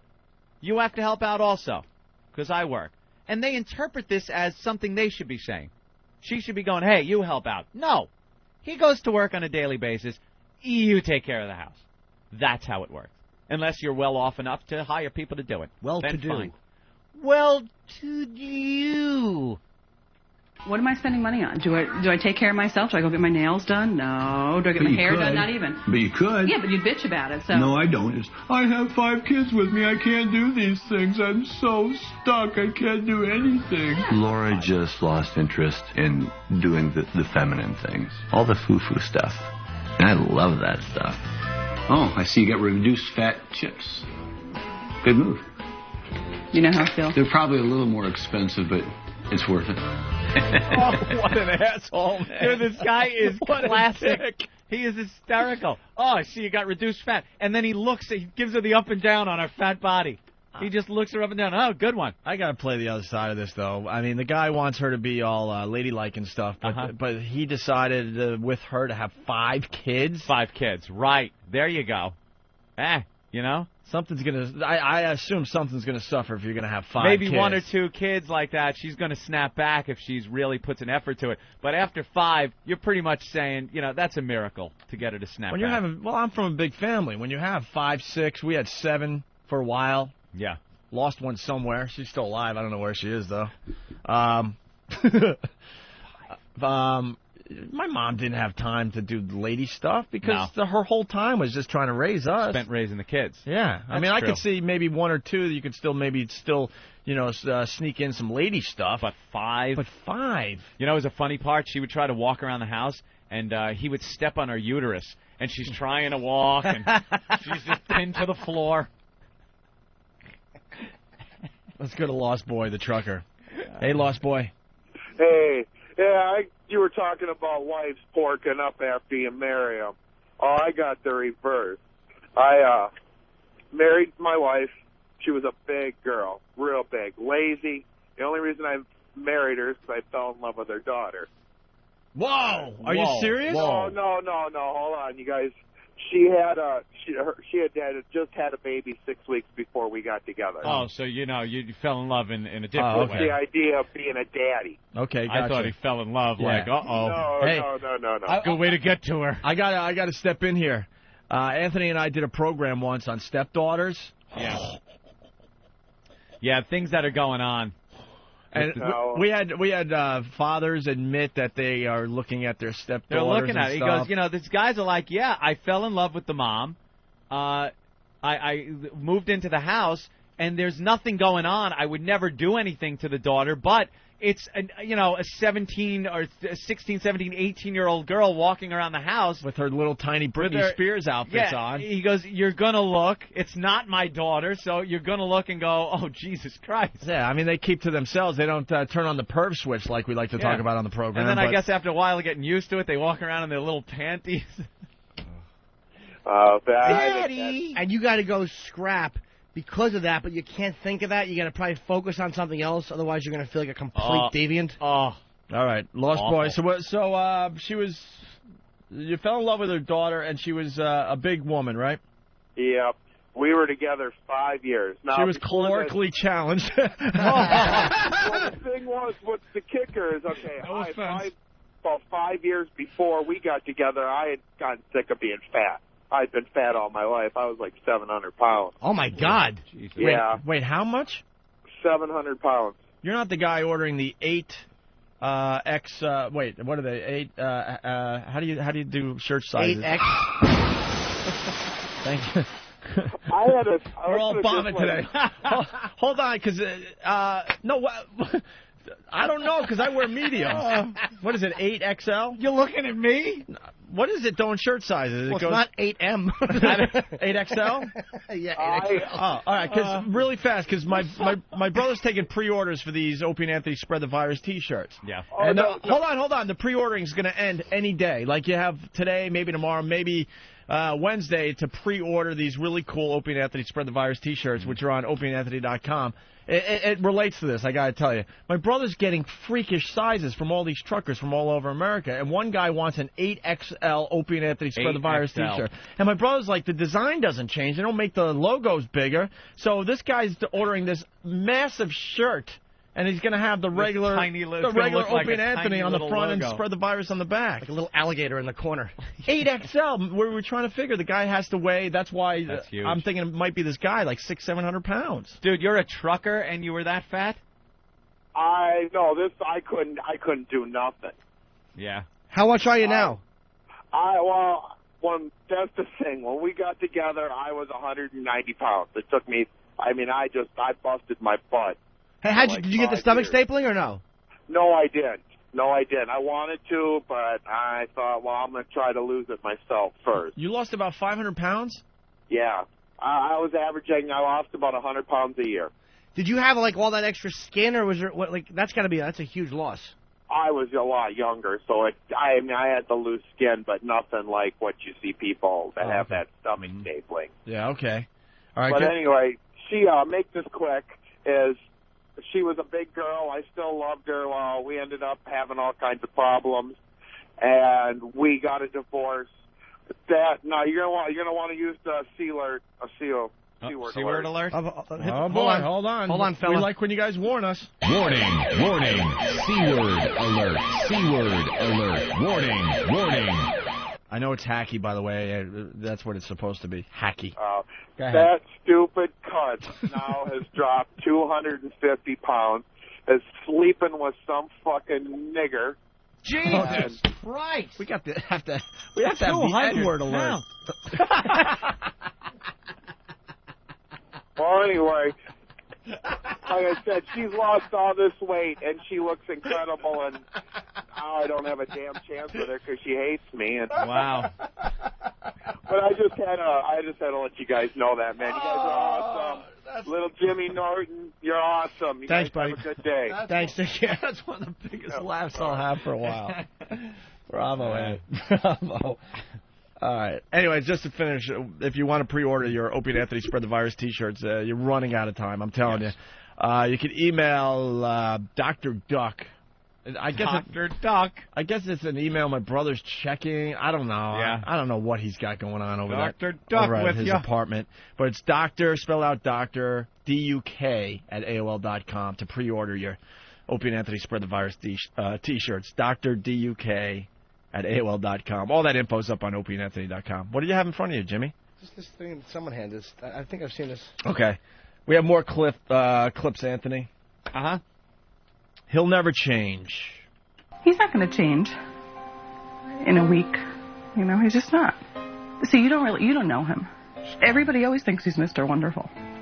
You know, so one day of him taking care of me doesn't impress me. Yeah, I can't do anything right. It's just, it doesn't matter what I do. I can't cook right or clean right or raise the kids right, or nothing's good enough for him. I've gone where I've tried to be overly nice and do everything he wants and all, and that doesn't work.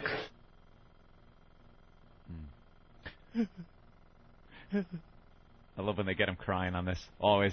Even the guy was like getting all emotional and tearing up and crying on the episode. Yes.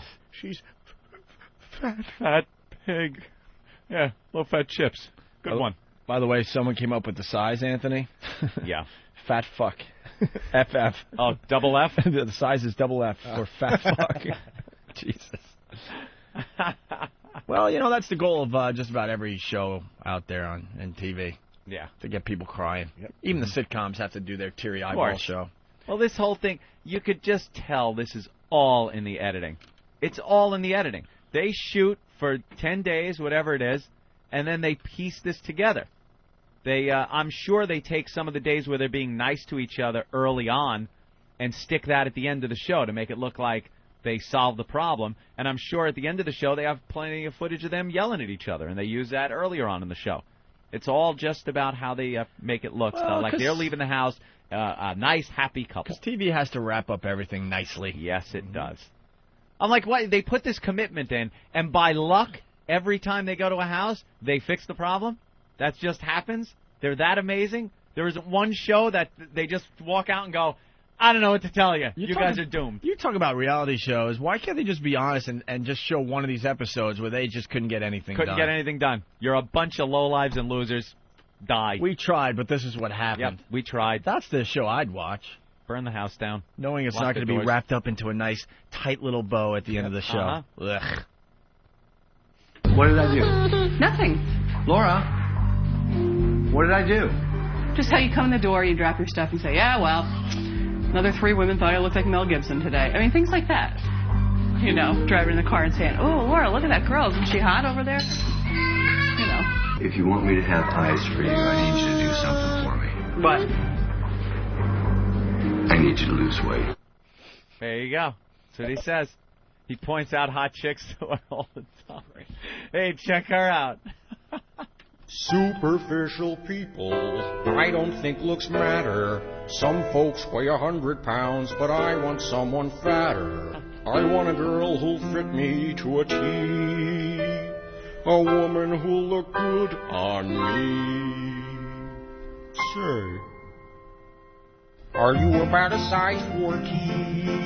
Are you about a size 14? In order to get victims, you've gotta lie and trick them. So I put my arm inside a sling. I've got her in my sights, she's appropriately fat. I'll wait for her to notice me, I hope she fed her cat. She's perfect, yes, but one more thing remains yet to be seen. Is she about a size 14? She'll see you with this couch, I'll get her in the van. I'll punch her in the face and drive away, and that's the plan. I'll cut off all her skin and wear it like a dress. I'll dump her in the ocean, let the cops clean up the mess. Are you about a size 14? Are you about a size 14? If you wanna find the one, you need a girl who weighs a ton. And she's also gotta be naive. I'll keep her in a well, they'll never ever find her. I'll tuck my dick between my legs, you'll think it's a vagina. I'll look just like a girl, by golly, I'll have fun. But for now, be quiet, shh, don't make a sound, cause here she comes. Can I give you a hand with that? You look a little handicapped. She's coming towards the van. I'll ask her to get in. I'll check her tag, and if she fits, I'll cut off all her skin. Are you about a size 14? Are you about a size 14? My hobby's in boot sewing. If you like me, let's get going. And I'll put you in a hole where you can scream. I'll bet you she's a size 14. I'm looking for a size 14. She brought this on herself because she offered me her help, and she's an idiot for trusting me. Are you about a size 4? His plan was worth the wait. He's got her in his trunk. She took the bait and now she's out of luck. That's one of our favorite things from Silence of the Lambs, the musical by the Kaplan brothers. Dude, I love the line where he goes, something about feeding the cat. It's like, that's how great this is. They stay true to the film. Yeah, it's little just details. brilliant, man. We're going to have to find another hit off this thing. Yeah. We played that one. We've played... Push the lotion. Yeah, put the fucking lotion in the basket. And we have tried If I Could Smell Her. Yeah.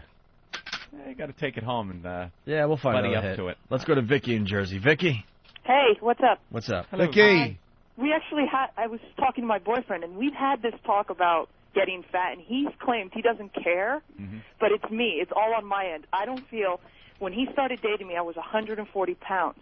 I don't feel I should gain over that regardless of what he says. So I'm the one running Right. while he's there going, nah, don't worry about it. Have that ice cream, whatever. Is he afraid you're going to leave him?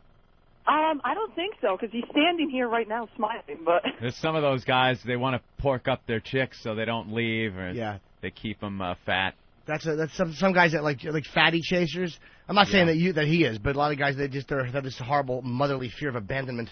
Oh, geez, I work in an obesity lab, and I'm terrified of it. I see the models, and I shake till I go home, and I just run right out. What's an obesity lab? I work... Please tell me you put fat people in cages. No, I'm a medical student, so I work with trying to come up with drugs or whatnot. It's all about obesity. the food you eat, for the most part. Oh, yeah, but you'd be amazed on how much they don't want to hear, hey, put the fork down. That's not what they want. You know, Anthony, I think I'm going to be a little too lazy to try out my new bit on the streets of New York. I think I want to hand that one over to the listeners. The listeners? Because this is a lot of audience participation going on these days. You want to take my bit and run with it, and then maybe I'll do a few as the leader. Right. Basically, you walk up to one of these outdoor cafes, you see someone that's just not taking care of themselves, having a very, very fat type of lunch, and they're a big person, and you just look them in the eye, tape it for the radio, and say, and you wonder why you're fat, and see what kind of reaction you get. You know, when you see someone really fat sitting there eating a salad or some grilled chicken, you're like, all right, that person's trying to get things moving. You know, it's not easy, but when you see somebody really overweight eating something really bad, it's like, look, I understand addiction, but there's a time where you have to take responsibility and just try to do the right thing. You usually see them in the malls, and there's at least two of them. Yeah. Two big fatties sitting there at the food court just stuffing their faces. Ugh. Looking at the girls. Thanks for that. Thank you, Vicky. I'm self-conscious about my torso, but you know what? I've never blamed anybody but myself. When I eat, I put weight on. That's the way it is. I don't exercise. I'm lazy. When I don't eat or I eat healthy, I lose weight. That's reality. Make a decision, fatzos. You gain and lose weight fast. You look like you've lost weight now. I love you both. Now you look like no, you're you really a lot trimmer. It's weird. Yeah, like you'll put it on fast and then you'll lose it fast. Have you been to that gym in Chelsea? Some guy was giving me all kinds of flack for something he misunderstood that I was doing in the steam room. This guy hurt his leg, and I'm leaning over, and I'm trying to fix his foot while we're in the steam room, and all of a sudden this guy walks in and goes, "I need $25,000." Yeah, get that story. We're just about done with this segment. Man. We'll seg right into the next one. Hawk, get that story for Ope. But first, it's Tammy from Maine. It's in the post there, Hawk. Tammy. Hello. What's up, Tammy? Not much. I just listening to you guys talk about fat people. Yeah. Okay. Oh. And I'm 188 pounds. 188. How tall a gal Hopefully are you? Hopefully you're 6'3". 5'3". You're 5'3", 188. Yep. And how long have you been that weight? Well, actually, I lost like 100 pounds. Oh, good. Okay. It's taken me 2 years to get there. Were you like a big chubby girl and everything? Extremely. Always growing up? No. I got married and got extremely fat. Oh boy. Yeah. How what was your weight when you got married? Actually, when I started going out with him, I was 140. 140. And then doubled. By the time we got married, I was like 160. And then I just kept getting bigger and bigger. What was your highest weight there? 303.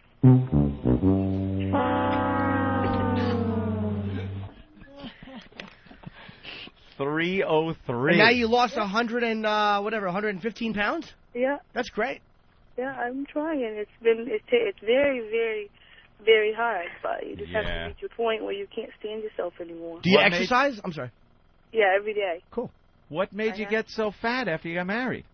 Just, I weren't used to, I was raised really strict, and you had to eat at the table, and you couldn't have any junk food. And then I Oh, just got so now married, you're and out I of the was house, you're on your own, you're Woo! like a grown woman, you got your husband, and you went crazy. She's like a Catholic girl banging. Right, exactly. You were Yeah. banging food. pretty much, yeah. There's not much to do in Maine anyway. Yeah, Maine. Wow. All right, Tammy. Well, keep up the good work Good luck. there. Alrighty. Good luck to you. Keep up your good nature. Exactly. All right. All right, there goes Tammy. Bye. That's cool. Someone lose 115 pounds. That's not easy. Yeah. See, it can be done. We got another clip from Marriage 911. How am I going to do this? I don't know what makes Chris happy. How can I make you happy? What can I do to make you happy? What do you want me to do to make you happy? She had to continue to say it over and over and over. How can I bestow joy upon you? I don't know what to do for you that's going to make you happy. I tried for 9 years. Nothing worked. So what would you like me to do? Tell me. One of the things that you can do is quit asking me. These two, just. They're just doomed. I don't care who you send to that house. Once they leave, it's over, Johnny. This marriage is done. Walk around the house like that. And let me tell you something. This is a lot of people. A lot of people are in this situation. And they stay together for the kids or because they don't want the embarrassment. Or And also they realize how expensive a divorce would be. there you go. And how many don't even say it? How many guys think this about their wives or whatever, and it's like, oh, you fat Yeah. pig, and just and don't it's say it. Just mumbled under their breath. And Yeah. the resentment is just underlying, bubbling all the time. Yeah, there you go. All right, I guess we got the wrap-up clip here. All right. I'm thinking. I'm the nice one. I don't know what this means. Let's take a listen. Marriage 911. Quit picking. Quit blaming me for the past. You know what? Past meaning like 3 days ago. 3 days ago Okay. and beyond. Okay, I've been a major... It's going to be that easy for you to change. No, it's not going to be that easy to change, Laura. Okay. How else is it going to work? You stay out of my way. We bring the kids up. You help when I ask. And we'll get divorced when the kids get older. This is not what we're doing. This is not why I called. I don't really care that Chris is trying for one day. Big deal. So you did one task assignment for me, and of course you're Mr. Wonderful again as usual. Oh, your husband's so nice. He's so wonderful. Ugh. And the second he walks out the door, it's back to, yeah, well, you know, this is the real me, so just deal with it like you've told me in the past. We're talking about now. Quit going to I'm the past. talking about a week ago. A week ago, I was a... Okay, so now Okay. all of a sudden you have this miraculous change because there's a marriage counselor in our house telling us, okay? And you're putting on a show as usual. That's all I'm It's saying. not and a I'm coming show, across Laura. looking like I'm a total bitch. I'm really the one who's the nice person, okay? Not you. Wow, she's got some balls. Well, the guy is actually trying. He's saying, look, here we go. I'm going to try now. And she ain't even giving him a chance. Not even a chance. That's doomed right there. Yeah. If you're in that situation, get out. Buy that motorboat. Nice little fishing spot off Modesto. Yeah. Wish I could find those sound clips. That's the we greatest one. Problem is we have too many sound clips now. There's a bevy. A bevy, yes. All right. No? Okay. We're going to play a little tune as we go to break. Ooh. From Stephen Lynch, who I think's coming in sometime this week. Ooh. That'll be nice. We haven't seen him in a while. Ooh. When we get back, Anthony, why don't we do a little news? We're got going to start with this lawsuit. Yes, the high-end Chelsea gym. Oh, God, is that annoying. We got that. We got Bill Clinton suing everybody. Putting moves on Brendan Fraser's wife. Yep. What's her name there? Ben Affleck's broad. Bennifer. No. Jennifer Garner. Oh, yeah, Jennifer Garner. She's pregnant. She pretty? And there's a picture. I wish I brought it in of Britney Spears from the Post yesterday. Yeah. Oh, The Post is just following her now. What? And getting just the worst pictures of her pregnant. Yeah. Ooh, what's going on there? Oh, she's got a little something going on there already. Couch and a... All right. All right, we'll get into all that in just a few minutes. Stay there.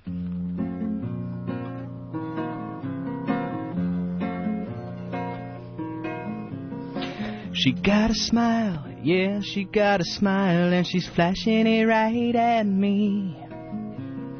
She got a wink across the bar, and I know that it's meant to be. She gotta walk, oh, she walking over, and I think it could be my day.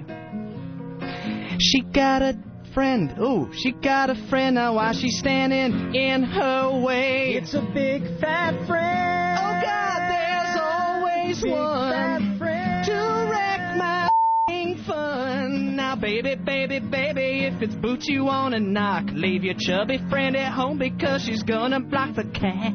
Now I'm afraid of no man, with any I'll contend, but I cannot compete with your big fat friend. Big fat friend. So big fat friend, we meet again. You will not leave her alone. You roll your eyes, make sarcastic comments while you're sucking on a chicken bone. But that's okay, you think you won the battle, but I tend to disagree. See, I know you and your Achilles heel, and he's sitting next to me. It's my non-discriminating friend. So what's that your account? Non-discriminating friend. I'll nail you anyhow. Yeah, I know he smells like whiskey and he's had a couple rounds. But with every shot of Jaeger, hey, you lose a couple pounds. Now, baby, baby, baby, bring the evening to an end. Just you and me and my pal. And your big fat friend. Woo! Yeah! Thank you very much. I've been gangbanging, killing, stealing, robbing motherfuckers, selling crack, got my holes in the back. I don't give a fuck about nobody in this motherfucker. Let me show your ass something.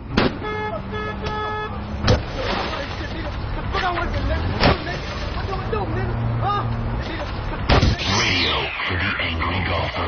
The Opie and Anthony Show. Now this looks like a job for me, so everybody just follow me, cause we need a little controversy, cause it feels so empty without me. I said this looks like a job for me, so everybody just follow me, cause we need a little controversy, cause it feels so empty without me. All right, lots going on, Anthony. I played a tournament over the weekend. One multi-table tournament. Wait a minute, you said you were done with video poker or party poker or whatever. I thought I was, but I Online was able poker. to bring back my my money. I really had a string of bad luck, and I lost just about everything. I had $17 left. $17 left in my account, and I slowly built it back up. And I played a tournament, multi-table, first multi-table tournament I did. It was 750 people on 75 tables, and lasted for 4 hours. I came in 18th. Wow. 18th place. Out of how many? 750. Nice. You get any money for that? Yeah, like $191. What was the buy-in? The buy-in was $30. First place was $5,000. Second place is like $3,000, and then third place get like $1,000, and then down from there up until 80th place was in the money. Like 80th place was $53, something like that. But yeah, and then I made, after 4 hours, I decided to make a stupid play, and got knocked out. 18th place. But yeah, it was 4 hours of playing. Wow. Every hour you get a 5-minute break to take a leak. Very cool. Yeah. Very, very cool. All right. You want to get Ross in here right away? You want to come in, Ross? He's like, ugh. One of Jimmy's friends, Ross Bennett. Actually, I've seen him. I saw him at the Jim Norton roast. Yeah. Ross is fun. All right. Hi, Absolutely. We're just gonna, Hey, guys. We're just going to throw you right into the mix here, Ross. Got it. So, I mean, got it. Don't feel like you have to perform. If you got something, great. If not, don't even worry about it. Yeah, it's just like my love life. I got you. There you go. If it's working, contribute. If not, right, get out. We saw Ross Bennett during the Jim Norton roast. You killed. That was the only time I've ever seen you, believe it or not. That was a fun night. It was a great night. You guys, it was your first public appearance, I think, in like 6 years or something.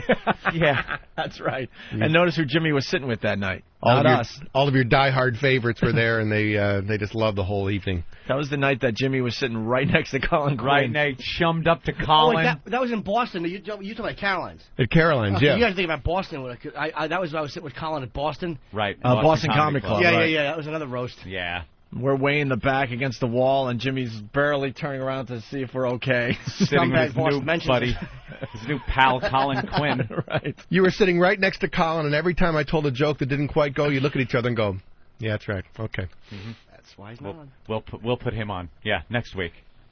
All right.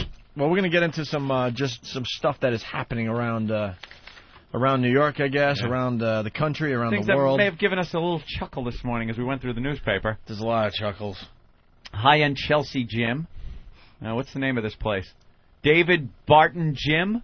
Yeah, I guess. Have you been to the Posh, as they call it, David Barton Gym on West 23rd Street? Great place. You've been there I in do. Chelsea? All the time. I like to work out there. I like to hang out, socialize. You've been there, huh? Yeah, many times. Ross, have you been there? Never even heard of it. Good answer. Great gym. Look, Carlos that's the answer Sosa, we're looking for. Carlos Sosa I don't like is him. suing. $25,000 he's trying to get because he claims that gay sex is rampant in the locker room. And this is a posh gym. This is one of these uppity-up gyms there, Anthony. Yeah, and that the club staff has been unable to stop the steamy hijinks.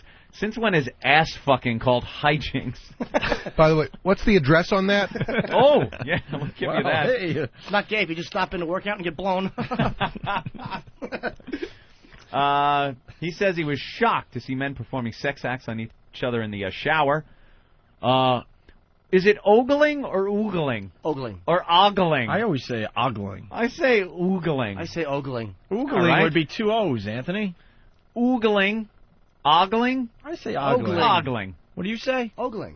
Ogling. It is ogling. Ogling? Ogling? Yes, that's the way you pronounce it. I've been mispronouncing that word. I add that to the list of words I mispronounce. How Great. about just like peeping at him, looking, longingly, looking at him in the locker room and leering at him as he changed his clothes. The gym misrepresents what it's all about, says Sosa's lawyer. They represented themselves as a serious place where you could actually work out. Where you can actually work out. Is this like you can't even work out in here? Is it that bad? You expect me to believe they're faggots because Sosa says so? Sosa says so. No, I don't fuck men. It becomes a saucy steam room that reminds me of the ancient Roman baths, is what Sosa said. What is he, a time traveler? How does this remind him of reminded him. the ancient Roman baths? He's been there. Does this guy live another life? The David Barton Gym, once hailed as one of the city's hottest new workout centers when it opened last year, in a building that housed the YMCA, that reputedly inspired the famous Village People gay anthem. The YMCA. That should tell you something right there. Absolutely. Well, this building has a history. They needed a security guard to monitor the showers, the locker room, and the steam room. If that's not peculiar, I don't know what is. So apparently they know there's a little issue, so they have a security guard that monitors the areas where all this gay sex is going on. A lawyer for David Barton blasted the suit as frivolous and without merit, said the client runs a clean establishment. He claims he first noticed the sexual frolicking in November, a few weeks after he started exercising at the gym, which charged him $950 for a membership. Is that a lot of money for a gym member? Oh, yeah, it is. Yeah, $950. He said one day he was walking into the shower area. Here we go. This is where it gets hot. He spotted an employee calling out to someone in a stall. He said he saw men getting it on through the gaps between the two stalls. What are you peeking for, fruitcake? Stop looking. These guys were doing something to each other, he said. You could see it in silhouette. Sounds sexy, doesn't it? I'm getting hot. Doesn't that sound I really am. All steamy silhouette. Looks like they're banging two little Lego people together and you realize it's their cocks touching. Maybe they're just good at shadow puppets. They just want to throw everyone off. I don't know. I saw one head bobbing and then a little bird flying above. Yeah. Sosa said he was so disturbed by the experience, and other times when men came on to him, he was afraid to use gym amenities such as the steam room. He claimed he saw gym employees trying to stop the shenanigans. Shenanigans? But said their efforts were ineffectual. Now I'm really uncomfortable, and I'm paying for this, he said. I felt I had to avoid the steam room because God knows if I'll step on something I don't want to step on. He's talking about maybe a little pile of jizz on the floor. That's why they do it in the shower, though. It should clean it up fairly quickly. Right down the drain? No muss, no fuss. And you can wash your hair while you're blowing someone. That's gotta be convenient. While he's putting his hands in your hair, just rub that scalp a little. That's right. Put a little shampoo there. It's all lathered up as he's pressing the back of your head. And read this part right here. It says, and everywhere I would walk, they would stare at my big cock and make remarks, said plaintiff Ben Sparks. There's Ben. He's not going to come in. He's not going to come in with that.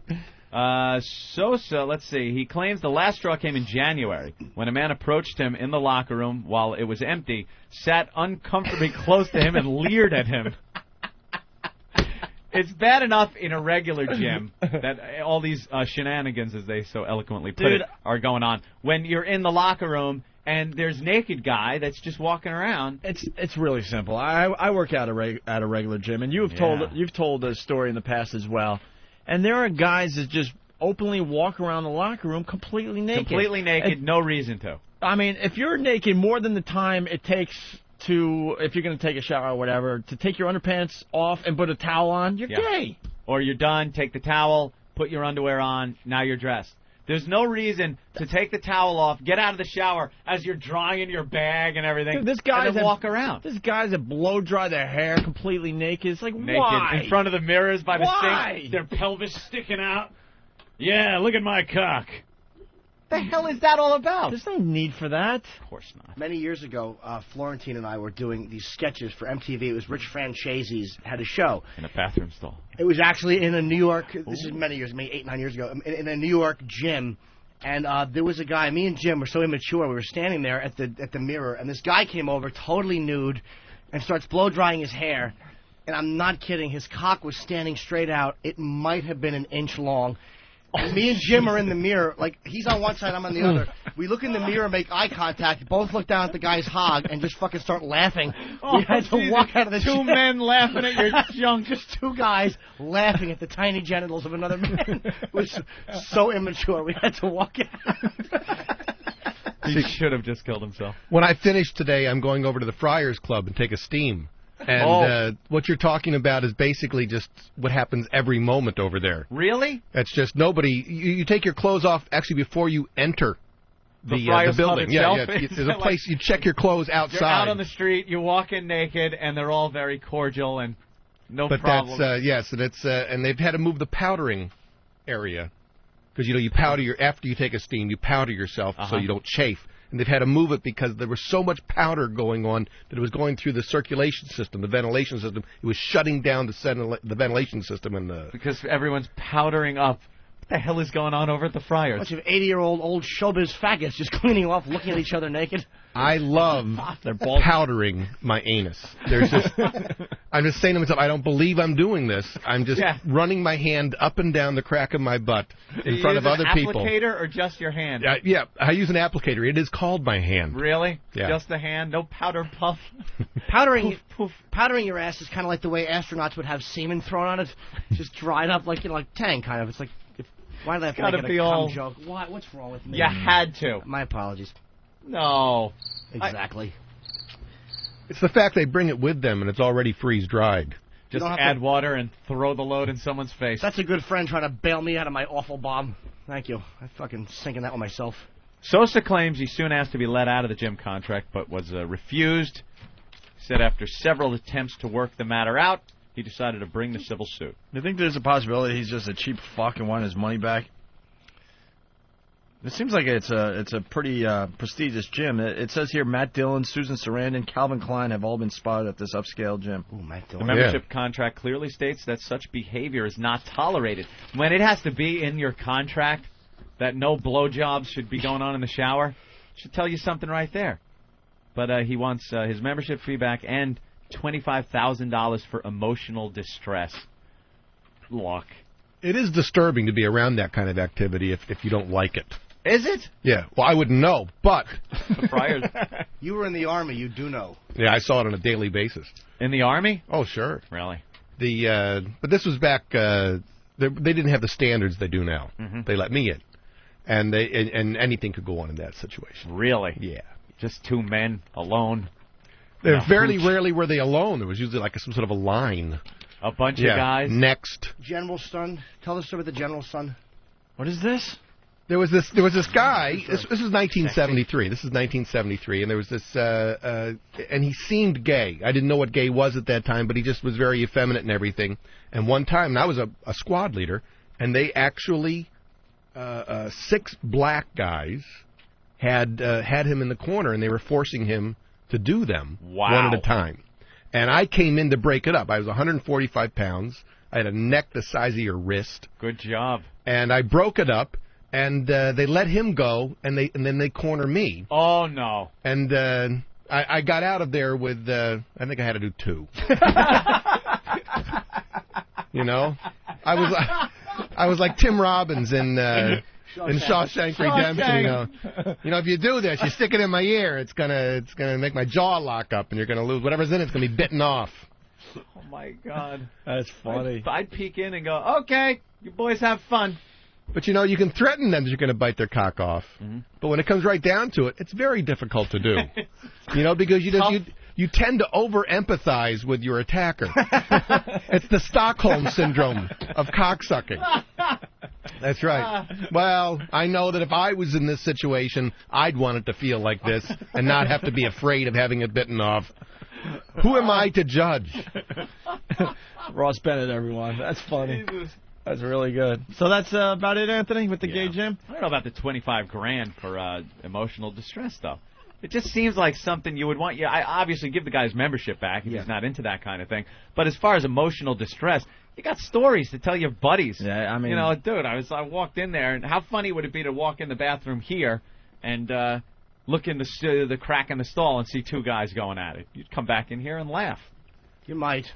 Well, Jimmy would come back and wipe his mouth off and then laugh. The emotional distress is if they didn't want to do you. That's the emotional distress. Maybe he was feeling a little dejected, the whole thing. Sure. I joined the David Barton gym and I sued because I was in the locker room eyeing someone up and they said, "Beat it, fatty." I was so hurt. So hurt they weren't oogling or ogling or leering. Or ogling. No shenanigans going on. I think we got a guy that used to work at the gym. Chris from New York. Chris? Fellas, I actually used to work at the Reebok Club on the Upper West Side, but one of my trainer friends asked me if I could fill in for him for the day down at the Barton gym. And so I go down there. I'm just going to paint a picture for you. You know when you're at a party and a new hot girl walks in and everyone turns to look? Yeah. That's what it's like being a trainer there the first day you go there. Oh, Everyone's my just looking God. And to paint the picture even more, it's like doing a training session at Studio 54 circa 81. Oh, come on upstairs. Come on upstairs. You walk in and you eyed up and down by 40 people. It's like you're on a runway when you walk in. And then, like you said, if they don't look at you, and I'm a straight guy, you start getting a conflict. Like, man, why aren't these guys looking at me? They're looking at me. It's nice to be asked. Yeah, that description is not over the top what that guy said. Why don't they just give the guy his money back? If a guy is like act like he's going to sue, just give him back his $900. Yeah. You're right there, Chris. Yeah. You got the looks though? Well, yeah, like you said, I heard about the place and I heard the reputation of, it's pretty much a gay place down in Chelsea to work out, but it's also had a great reputation as a nice facility. Got nice abs and stuff on you, Chris? Yeah, it had a great reputation. But, you walk in and you got, the cheap T-shirt on, the David Barton black tight T-shirt, and it pretty much goes from there. It like you said, it's like doing a training session, Studio 54. Did you get out of there alive? Yeah, you got out of there alive, but like you go home and you try to explain it to your girlfriend what you did for a living today, and it doesn't come off well in any way. You got to scrub off in the shower. Nothing worse than the smell of a fucking men's locker room. Isn't it's like just doing awful? A training session at West 4th Street bathroom. Just balls and ass. Ugh. Thanks, Chris. Take care. All right. It's awful. It's every locker room. That's why even, stupid high school locker room is the same thing. You walk in and just, ugh. Didn't you have a story where you were at a hotel or something and you wanted to just go for a swim? Was that in Boston? And you had to walk through the gym and you told this one story once and you were just horrified by just the nudity. Yeah, well, you had to walk through the locker room. Right, that's what I mean. To the pool. The pool, I mean. Yeah. And I'm just, I'm just in my swim trunks. I got my towel. Your swim trunks pulled up a little too high. Yeah, all high, right under my nipples. Right, I'm just walking through. Just want to go for a dip in the pool. And I want nothing to do with a men's locker room at that moment. I just want to go into a pool. But you have to walk through the locker room. And it was a gauntlet of penis and ass and nutsack. Just walking through, and they're all talking to each other naked. And the bend over to dry your foot as it's up on the bench guy. Ugh. He's got his ass just sticking out into the aisle I'm walking past. It's like, if I want to go to a pool, why should I have to walk inches away from a hairy man ass? I shouldn't. I tell you. I was working out at New York sports clubs and sports club in Huntington once, and you see the same people, you know. Worked out there all the time, and you start acknowledging people because you see them all the time because it's awkward when you're going from machine to machine. And I see this one guy, and, you know, so many times I finally figure I might as well say, hey, you know. So he's kind of nodding at me, and I go, hey, what's going on? He goes, I'm going to go take a shower. All right. And I'm like, great. Why would he what does say that mean? How about we start with, hey, how are you? Is that like a... I don't know. Is that a code word, maybe? I don't know. Maybe it's a code word. It's you know, the New York sports clubs, they're legitimate gyms, but this guy had to tell me he was going to take a shower. I'm like, I don't know if he was expecting me to follow it. I didn't know what the hell was going on. Wow. It was the most awkward thing, because how do you answer that? Well, you go take that shower. Be right in. Answer it. Really weird. It might have been actually code for I need to take a shower. You think it meant nothing? Yeah, it could have just been, you know, I don't know you guys. You're it's a great show. You are a bit homophobic. I'm going to be honest. One of the things I like about gyms is I like being around men. Yeah. And, you know, having to be naked not be an issue, having my body not be an issue, going into the steam room. I love that whole scene. I love the homoerotic nature of the whole event. See, now when he was some talking like about that. when he was talking about the Roman baths, I would do anything to go back and spend an hour in the Roman baths. Back in time. To have a slave scraping my back and applying olive oil. A young male slave doing that. I don't even care how old. I mean, if they're behind you, what difference does it make? That's true. So what, they stand on a couple of phone books? That's Some right. Those, people those, don't seem to care. Those ancient papyrus phone books. Those Roman phone books. Yeah, what? That's right. VI, VII, XI, VI, XI, VI. Oh, he's not home. For Alexandria and surrounding. Oh! Damn, Jimmy.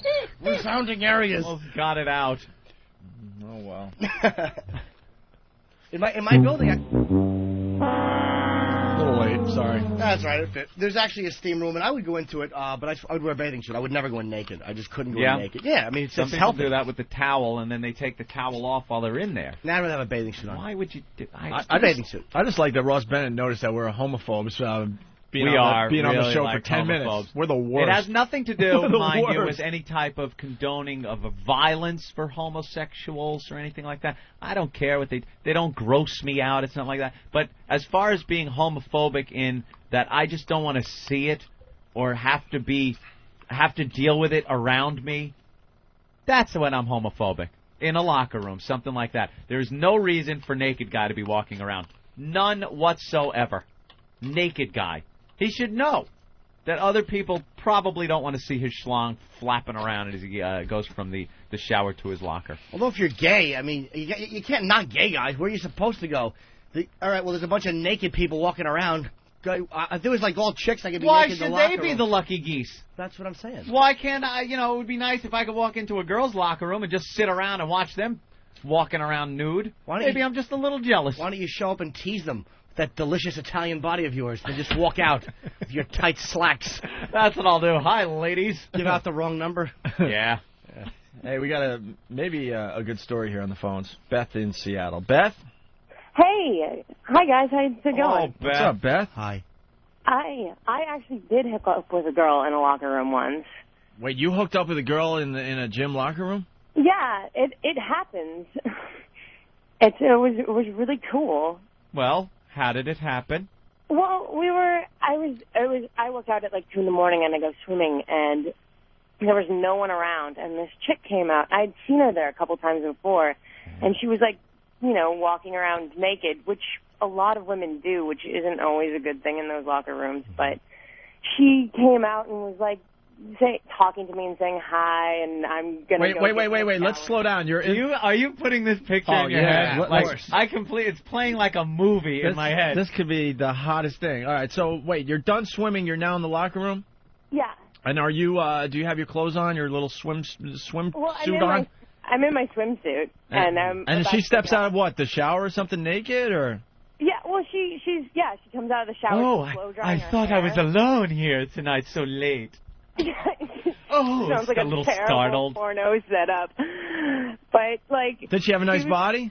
Oh yeah, she's gorgeous. So she's gorgeous. She's standing there pretty much naked, and then just strikes up a conversation with you. And Yeah. what's going on in your and- head? Are you like bisexual, lesbian? What's going on with you?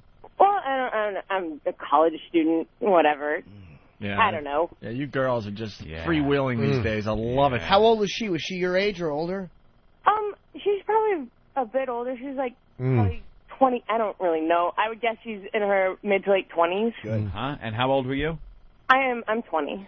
20. So young, so tender, so innocent. Wow, teen lesbianism. Yeah. So what happened? Well, we started talking, and I've seen you around the gym, and I saw you out at this place one time. And she's naked while you're talking to her? Yeah. And you have your little swimsuit on. Yeah, it was very disconcerting. I mean, you're talking to someone, and it's hard enough when you're, talking to someone with clothes on, not to let your eyes kind of wander down. Right, yeah. You're like, naked, and you're like, hi. When did you get to the fingering? Opie. Hold Did on. you just grab her bush right there? Hey, nice bush. When did it get to the point where you're like, oh my God, I need that? Well, she actually took the first step. She kind of like kept taking steps towards me. Yeah, she did. And I was like standing against the locker, and she's like, "So, hey, can I kiss you?" And I was like, Did you just go like this? Shivering. Her 20-year-old body started shivering. Was she showing you a red car when she asked you this? "Oh, what?" Nothing. Oh. Man, your young body doesn't know what to do. Yeah, it was good, but we went into the shower and Oh, hold on. So you're up against the locker, and so you went for the kiss. she like bended in to kiss. She bent in to kiss me. Yeah. And like kind of ran her hands down my body and like. She did. ugh.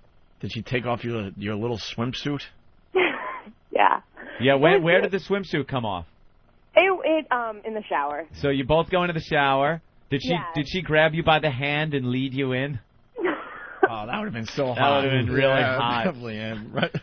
So Well, you go into the in shower. my version of the story, that's what happened. Yeah, that's what happened. And you're crying. Oh, believe me, I got a 3-camera shoot going on in my head right now of this whole scene. What kind of body do you have? Very risky to ask this, I know, Anthony. Yeah, but very risky question, Opie. what kind? I've been swimming since I was 16. Swimmer's body. Swimmer's body. Yes. Nice. Yes. Okay. 5'5", about 125 pounds. Yeah. And what color hair? I have short blonde hair. Short blonde hair, little bob cut. little. And what size? What size I'll is? send you guys a picture sometime. A little cute. I was a teenager haircut. and what kind of like boobs? I guess. Yeah. What size? B cup. B Nothing cups. wrong with good. that. Goes Probably with the swimmer's Probably body. full B's, right? Yeah. Yeah. Young enough where they're not moving yet. Oh, they go like bing, bing, bing. And she goes into the shower, so you follow her in. Does she take your bathing suit off? I took it off. In a cloud of steam, Opie. Yes, of the course. shower is so hot, the steam is filling up the room. So you reach back and unclip your top. It was. And you know it's just. I hate to destroy the fantasy, Yeah. but it's not like one of those sexy bikinis. It was like a all-purpose one suit, like Speedo swimming wear kind of thing. It's one of those ones you have to. I want the one that rides real high up on your hips. Yeah. All right. Well, it's okay. But now you're in the shower, and she's telling you to be quiet because Yeah. you guys don't want to get caught. And, So- and it feels so wrong, but it also feels just so right. So you take off your bathing cap and pull down your suit in 1921. Then what happens? Bloomers.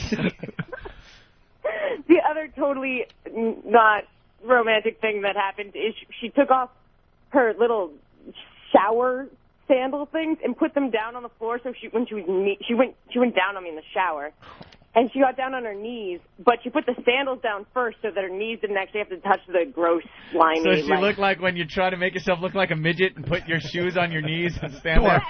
A dwarf. Dwarf on pussy eating. Yeah, Tim Conway's going down on you. Hey, man, you're wrecking this for us. Sorry. I'm sorry. Like the next day she'd wake up with like acid foot on her knee or something like that. That is so funny, dwarf. Oh, Mrs. Huygens. She got a little golf club with her. Putting into the drain. Dwarf on bush. All right, so So she's going down on you, and are you you running your hands through her hair? Yeah, well, I mean, I was holding on to her because I was kind of scared I was going to slip and fall. Yeah. Wow. Did she have a nice body too? Oh, God, she's beautiful. I see her there every once in a while now, too. Wow. But it's never happened that, like, we've been alone again. I wonder if it would happen again. Of course it would. Why don't you hook up? Why don't you, like, trade numbers and go somewhere? What's wrong with you? I don't know. Wow, I wonder why she never hooked up with you again. Did you reciprocate? I didn't. No. I fingered her, though. What a gal. Like, she was out of there. Like, we were making out in the shower, and then she was down on me, and I came, and then, like, she was gone. Wow. Did you both of you shaved? Well, I'm clean-shaved. She had a little something, but it wasn't, like, gross, hairy, nasty bush. It was, like, you know, the little triangle That's right fine. above. Nice little kept in shape. That's so hot. She put her little shower shoes down. Dirty girl. What a pro, too. She's done that before. Yeah. You don't just think to put shower shoes down and kneel on them. and kneel on them. And what time of day was this? It was like 2 in the morning. 2 in the morning. Yeah, you said you. All right, yeah. Okay. Were you like a little scared someone might walk in? Well, the cleaning guy comes in right around then, too. Guy? So, yeah, no, there's a couple guys that clean the girls' bathrooms from, like, 2:30 to 3 What a in the treat morning. to walk into. Can you that going imagine? on. You thought your life sucked. and Hey, you get to see ladies. this? Zip. Those guys aren't actually employees. They just wander through for free. At least that's what I do. So you had your orgasm, and then she was out of there, huh? Yeah, she stood up and she kissed me, and she was gone. Did she eat your ass? No. Sorry I asked you that. Sorry, Jimmy. That's all right. Just asking. That's a very hot story. That is a very hot story. You told it very well. We invented lesbians. Hoo-hoo, Robin. All of radio rips me off. All right, guys. I'll talk to you later. Hey, Beth, that was a great story. Thank you so much. Bye, You're Beth. welcome. It just got the gay out of the show. We appreciate that. All right. All right. Bye. People are getting a little upset. Rob from Philly, quit the friggin' jokes. I have such a rod now. Get back to the story, you tools. Stop with the coin, Opie. What am I hitting? Enough with the poker chips. This. I can't get a boner. Oh, okay. Boner. Love our audience. They're still using the word boner. Yeah. Like it's junior high. She never hooked up with her again because her sweaty box probably stank. I was going to ask her you that. know, it probably reeked. Beth, call back. We're wondering She was if you in had the pool. a sweaty box. She wasn't doing hurdles. Maybe Beth had a yeast infection, and the girl went down on her, had a milk mustache, and she's like, enough of this chick. I'd like to know what happened. It's in the shower. Hey, Liddy. All right, we got Ross Bennett in studio. You guys have the greatest job in the world. Did you enjoy that one, Ross? I'm so hot. This is like. Yeah. That is really nice. And you don't have commercial breaks for me to run off to the bathroom. Rub one out. That's right. That's why we all just do it right here. Yeah, That's bunch right. of men being real. Just whip it out and let her rip. Completely uncomfortable around the thought of any kind of a naked men's room kind of a situation. Yeah. But underneath here. Yeah, we're not seeing it under the console, so make a mess.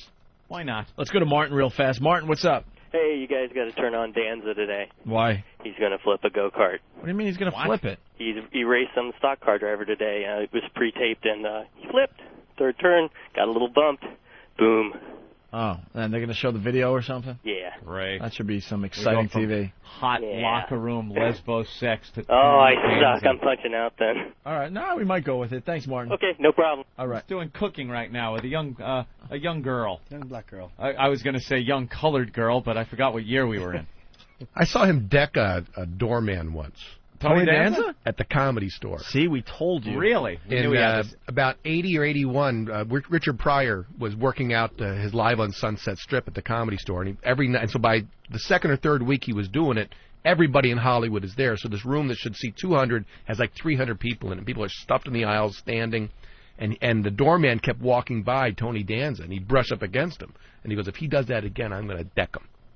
Wow. Comes back next time. Didn't even see his hand move. Didn't even. All I saw was this guy on the floor. He punched him in the head. Yeah.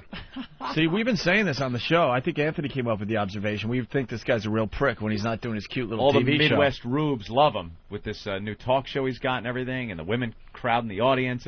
And he tries to be so sweet and nice, but we just know there's this underlying anger that this guy's got.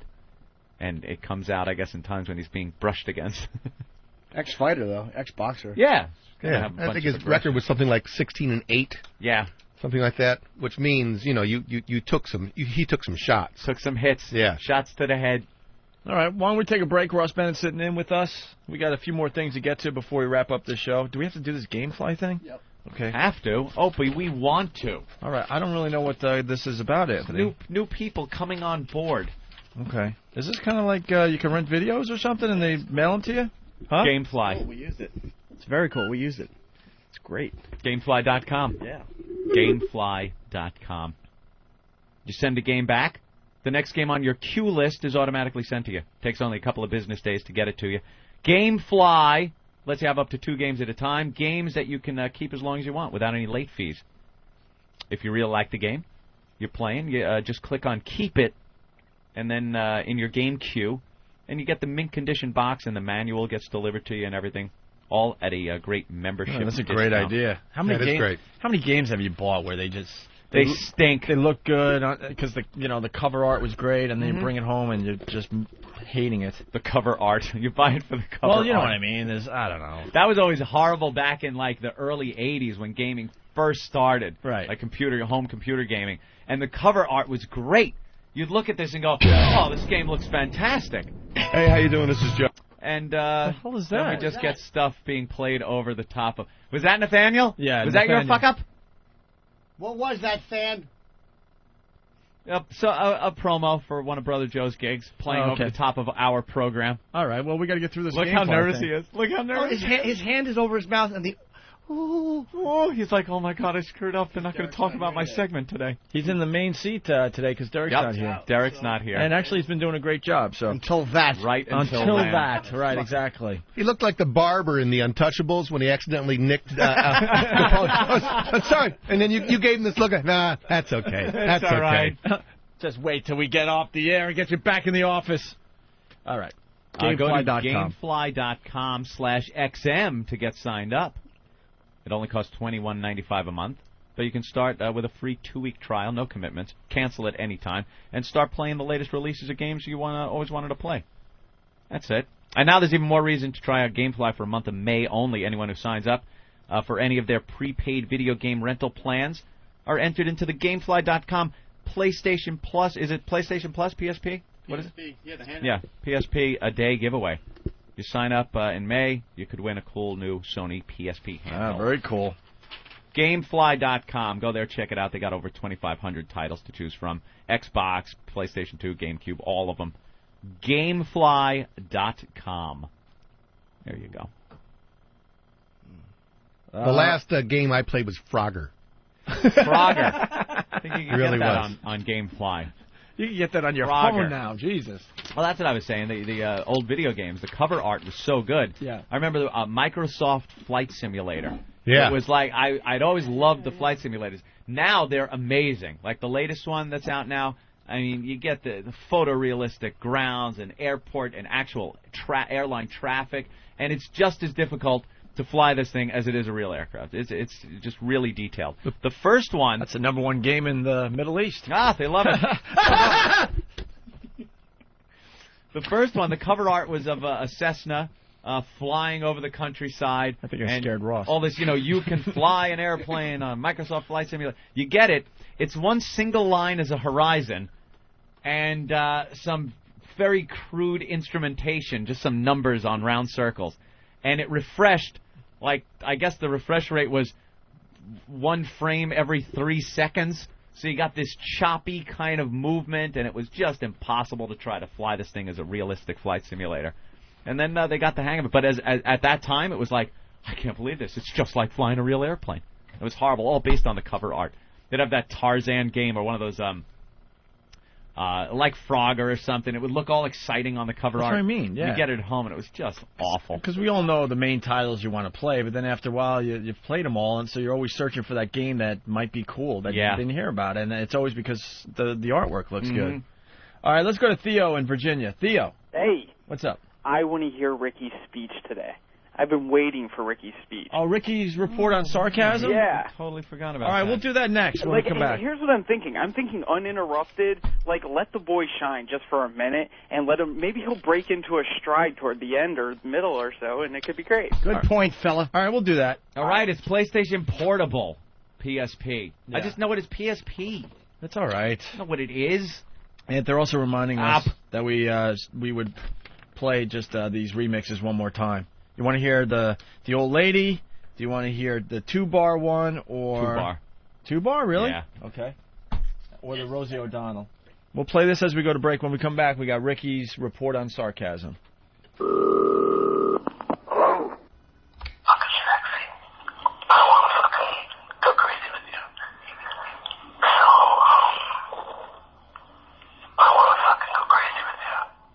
What are you trying to kid me now? You're so fucking hot. And I want to eat you. Johnny Lingus? I don't want you to suck my cock. Yeah, come over here. I'll suck your prick. I want to lick your pussy and suck your tits. Why don't you tell me where you are or come over and I'll school you. You tell me where you are and I'll come over. But you have to be in the Betsy. I told Betsy that you're answering her. Who? I want you badly. I know you want me. Why don't you come down, you yellow son of a bitch, you motherfucker bum? But you have to be in the Betsy, too. Tell you? I want to fucking eat you and fuck you and suck your tits and watch you eat Betsy and lick your ass. Fill my ass. Let's just fucking have sex and fun, drugs, fuck and eat. Go crazy. Bye. Let's do it! The Opie and Anthony Show.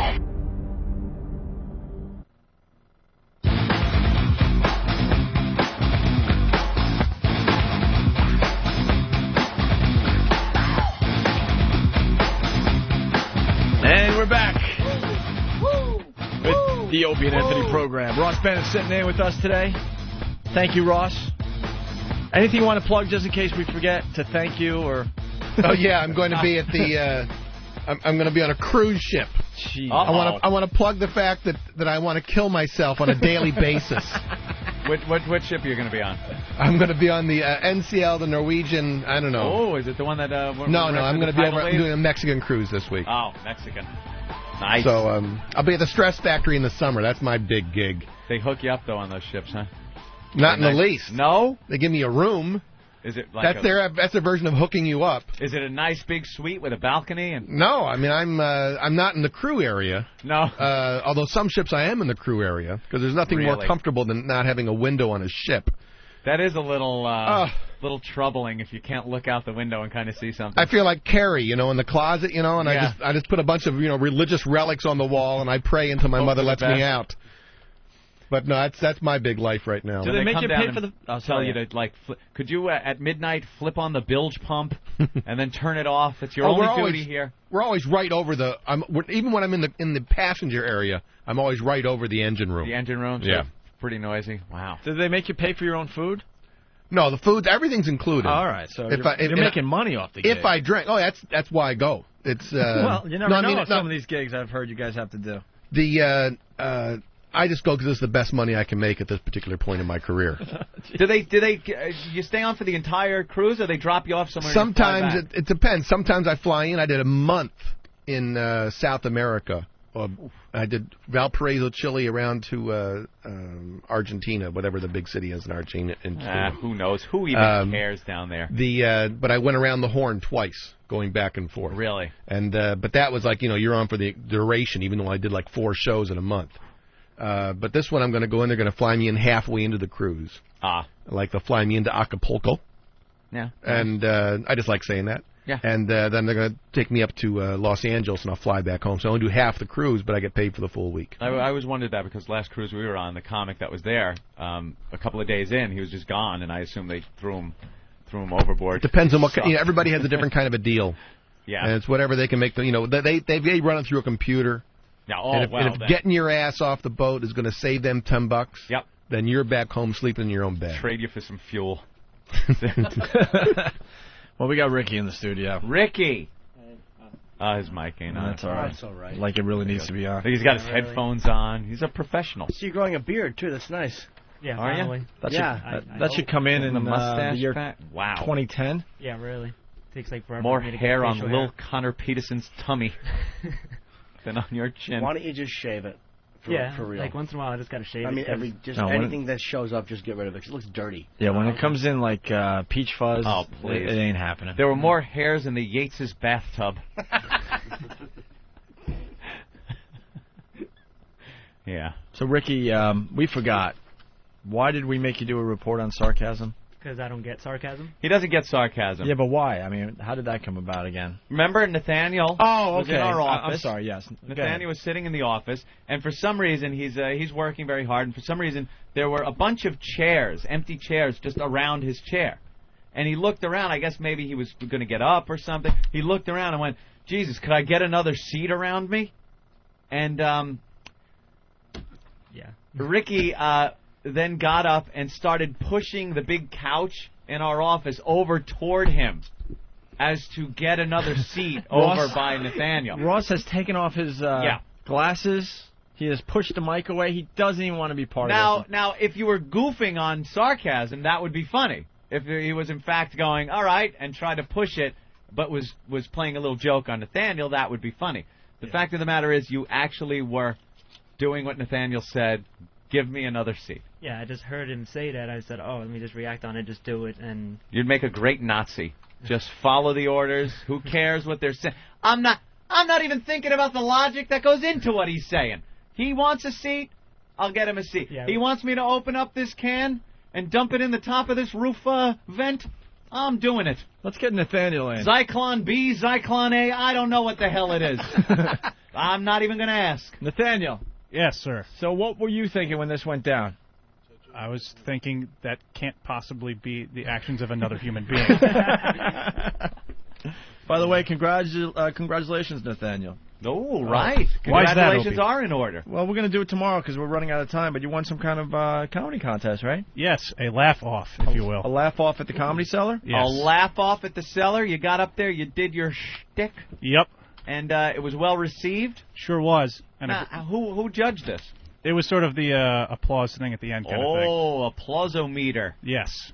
Right. They put a hand over everyone's head? Kind of, and just said... All right, and he won. That's and awesome. The winner is Nathaniel. Yeah. And everyone clapped, and what do you win?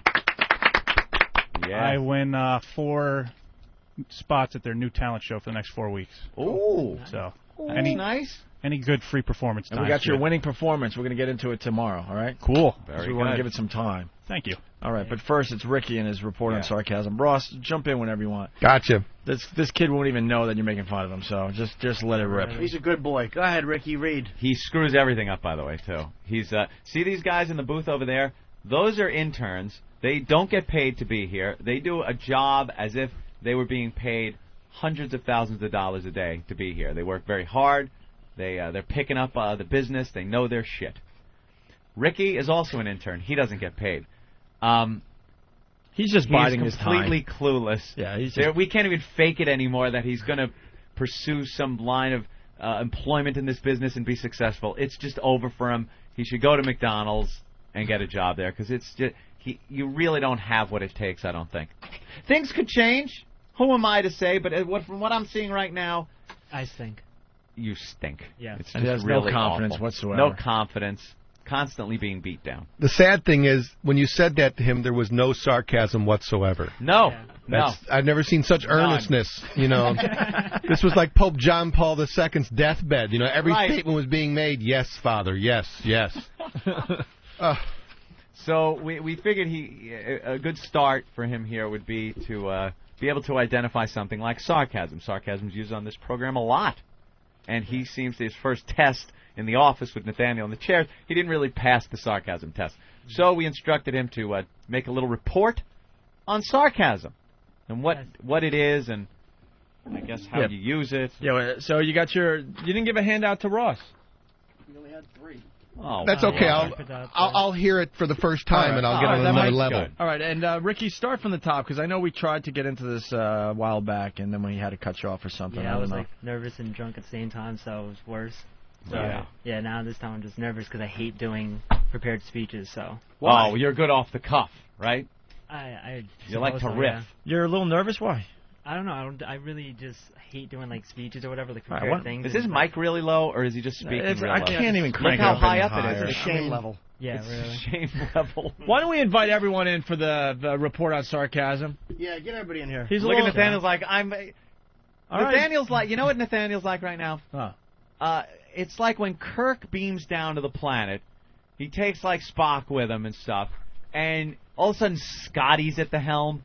Like you're not used to seeing him there. But he can't leave. He can't just leave and beam down also. All right, well... Now who's up? It's like Chekhov's at the helm now. Wait, I wanted Martini Steve in here, too, though. Yeah, Steve's over there. Yeah, we want everyone in here for the report on sarcasm. All right, now we're getting the guy Riley.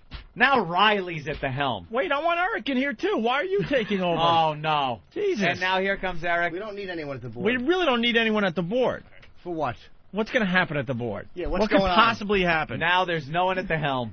We want Ben in here. This is Ricky's report on sarcasm. All right, Ricky. Look how nervous Ricky is. Oh, man. Look how nervous Ricky is. We're all here. We're all here. Don't be nervous. Now I want your voice to be clear, be assertive. What happened there, Ben? Have confidence. My mic's like real low. No, it's all the way up. Have confidence in what you're saying. Speak loudly into the microphone. Use your radio voice. Right. Let's go. We've heard you on the radio. You're very good off the cuff. Thanks, Jimmy. Well, right, here we go. All right, this is Ricky's report on sarcasm. Go ahead. My report on sarcasm, starting on the definition of sarcasm. A cutting, often ironic remark intending to wound. All right, why are you nervous? You're blowing through this. You're why are you screwing up every neck? word. Slow down, man. Read that slowly. It's like a 7-word sentence, and you muffed 4 of them. Yeah, come on, end of a car commercial. Read. It's not like there's a lot of people listening. It's not like there's people listening all over the country right now. Let's just calm down a little bit. And enough with the mumble mouth. Speak. You realize that XM's going to reach 4 million subs any day now, right? Mm-hmm. Okay, so it's not like there's a lot of people listening. Let's calm down a little bit. Really. Take a deep breath and start over. It's not like there's a ton of people just staring at you here in the studio. Right. Let's just relax, all right? Just picture everyone naked if that relaxes you. Chelsea Jim. It worked in that Brady Bunch episode once. When, right. I think it was in their underwear. It was the driving test. The driving Marsha test. had to take the driving test. She was very nervous. She pictured a driving instructor in the underwear. So picture everyone naked. Went down on his all right? Yeah. What do you see when you look at Jimmy naked? I don't know. I don't think I want to see Jimmy naked. Oh, no wonder you don't like prepared stuff. Whenever you fly off the cuff, it's magic. Yeah. Right? All right, let's go. Sarcasm. You know his mic is up so high that it's taking away from everyone else's mic. Look at this. Yeah, it got loud all of a sudden. Right? Watch this. Hey, I'm completely off mic. You can hear me now. I shut my mic off. Sound good. You can hear me now on this mic. You're messing up everyone's microphones. I got to turn you down a little bit, so you're going to have to use your booming voice. Use your voice. Radio voice, Ricky. All right, let's go. It's the big boy voice. All right, everyone just stare at Ricky. Go ahead, buddy. Don't be nervous. Sarcasm. A cutting, often ironic remark intended to wound. Like if someone says, hey, that's really smart that you pronounce the T in often. And what's a womb?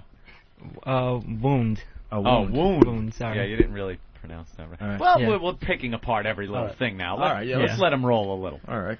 The second definition, a form of wit that is remarked by the use of sarcastic language and is intended to make its victim... What? Remarked? Yes, remarked. A form of wit that is remarked by the use of sarcastic language. Yeah, that was really nice, Jim. Yeah. You have to you wrote it, right? Yeah, I wrote it when I was drunk. Well, then you should just read it. Don't worry so much. Yeah. No one cares the fact that you have a nose like the vulture from the Spider-Man cartoon. Jimmy. There's no reason to goof on any of his physical attributes. And your beard makes you look like a nun. You really should shave. I mean, there isn't Italian really grandmother face, good. any use to have That's right. little hairs I want some pasta. poking down like that. Okay. Go ahead. Jesus. Read it nice. A form of wit that is marked by the use of sarcastic language and is intended to make its victim the butt of contempt or ridicule. Good. I don't think you should use the word you're trying to define in the definition. You're defining sarcasm by saying its use of sarcastic language. Yeah. That's a good point. Good point. Sarcasm. See sarcasm. Doesn't work. Yeah, that was the definition I was given. I don't know. I just put it in. All right, shut up. Let's go. Relax. All right.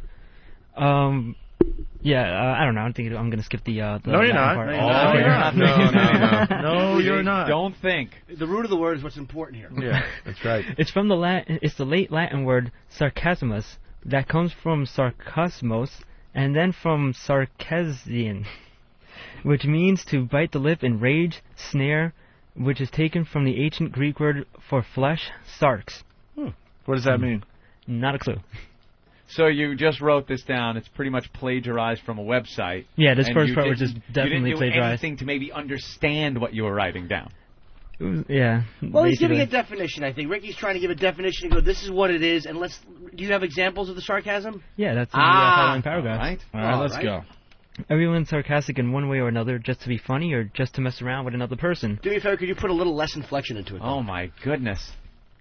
Sorry. And, Jimmy, fine example of sarcasm right there. Yeah, I'm sorry. Less inflection? Okay. That was just Yeah. brilliant. It depends on the situation and what it's supposed to be used for.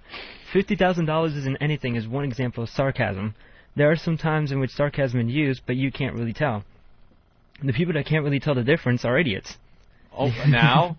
Is that a little self-deprecating humor? Well, there's more than one people. Like, there's some audience More people than out one there. people? No, there is more than one people. You're right. There's some audience members out there that still don't get the sarcasm either, so I'm along with the group of people that don't get it. you know, Calling the them sarcasm. idiots and then including yourself in that idiot. So you're king of all idiots. No, hoo-hoo, ripping them off. Hoo-hoo, go. No.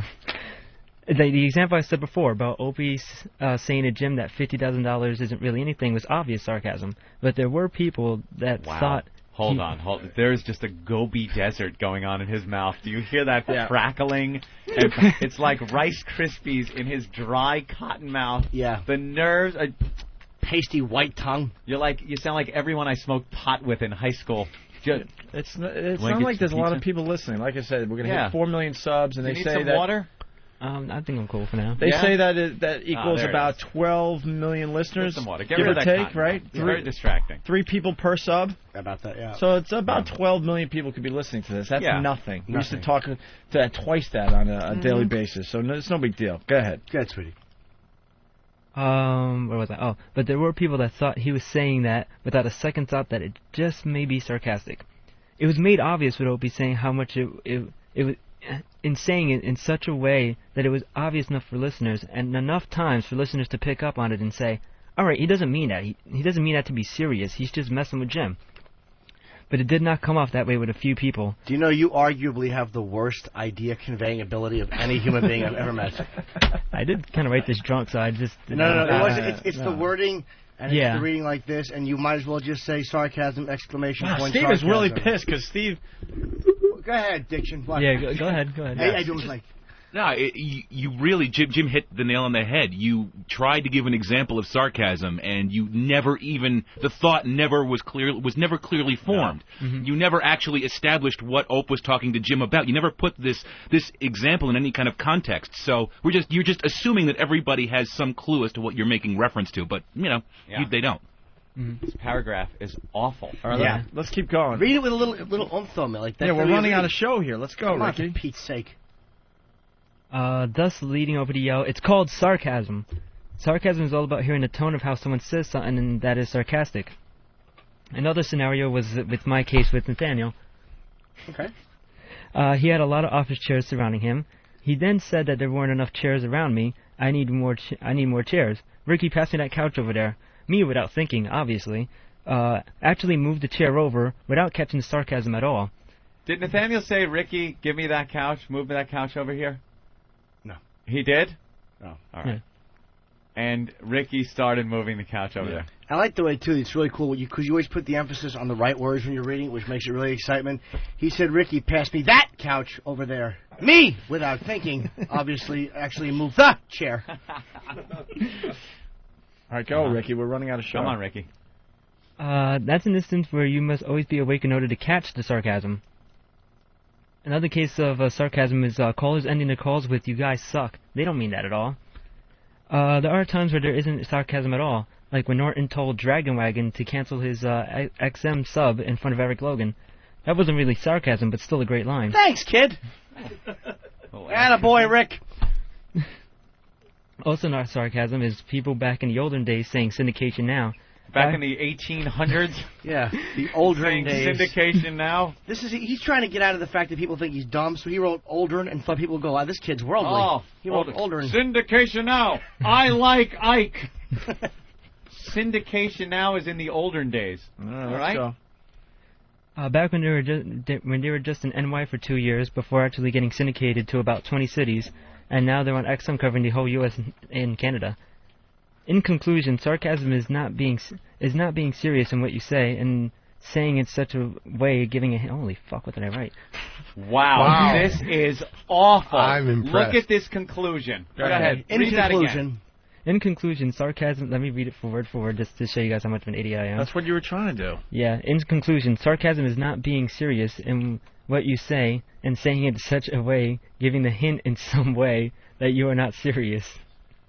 And and if you like me at times and not seeing it, well, you're stupid and need to wake the hell up. It's the Opie and Anthony show, and sarcasm will be used a lot. That wasn't bad. I mean, for a grown man.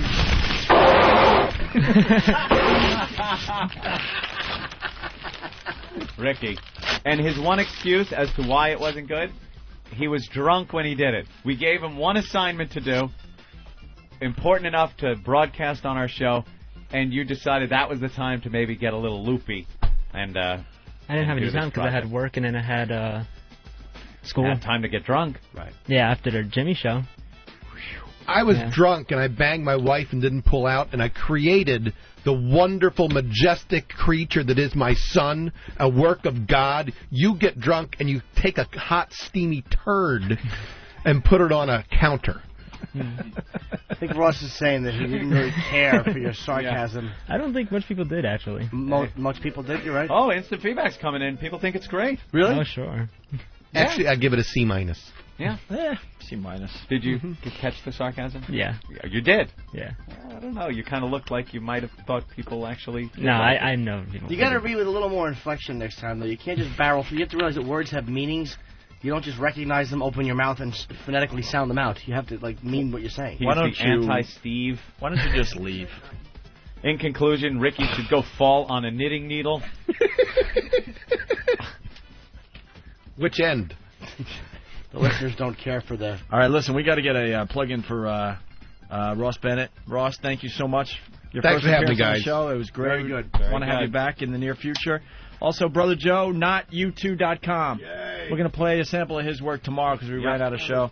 Ross Bennett, anything you want to plug? You got 10 seconds. No, I'm fine. You can go to my website, rossbennett.com, and my CD's for sale on that. And you'll be naked at the Friars Club in a couple hours. Right. See you tomorrow. A couple of minutes. Program complete.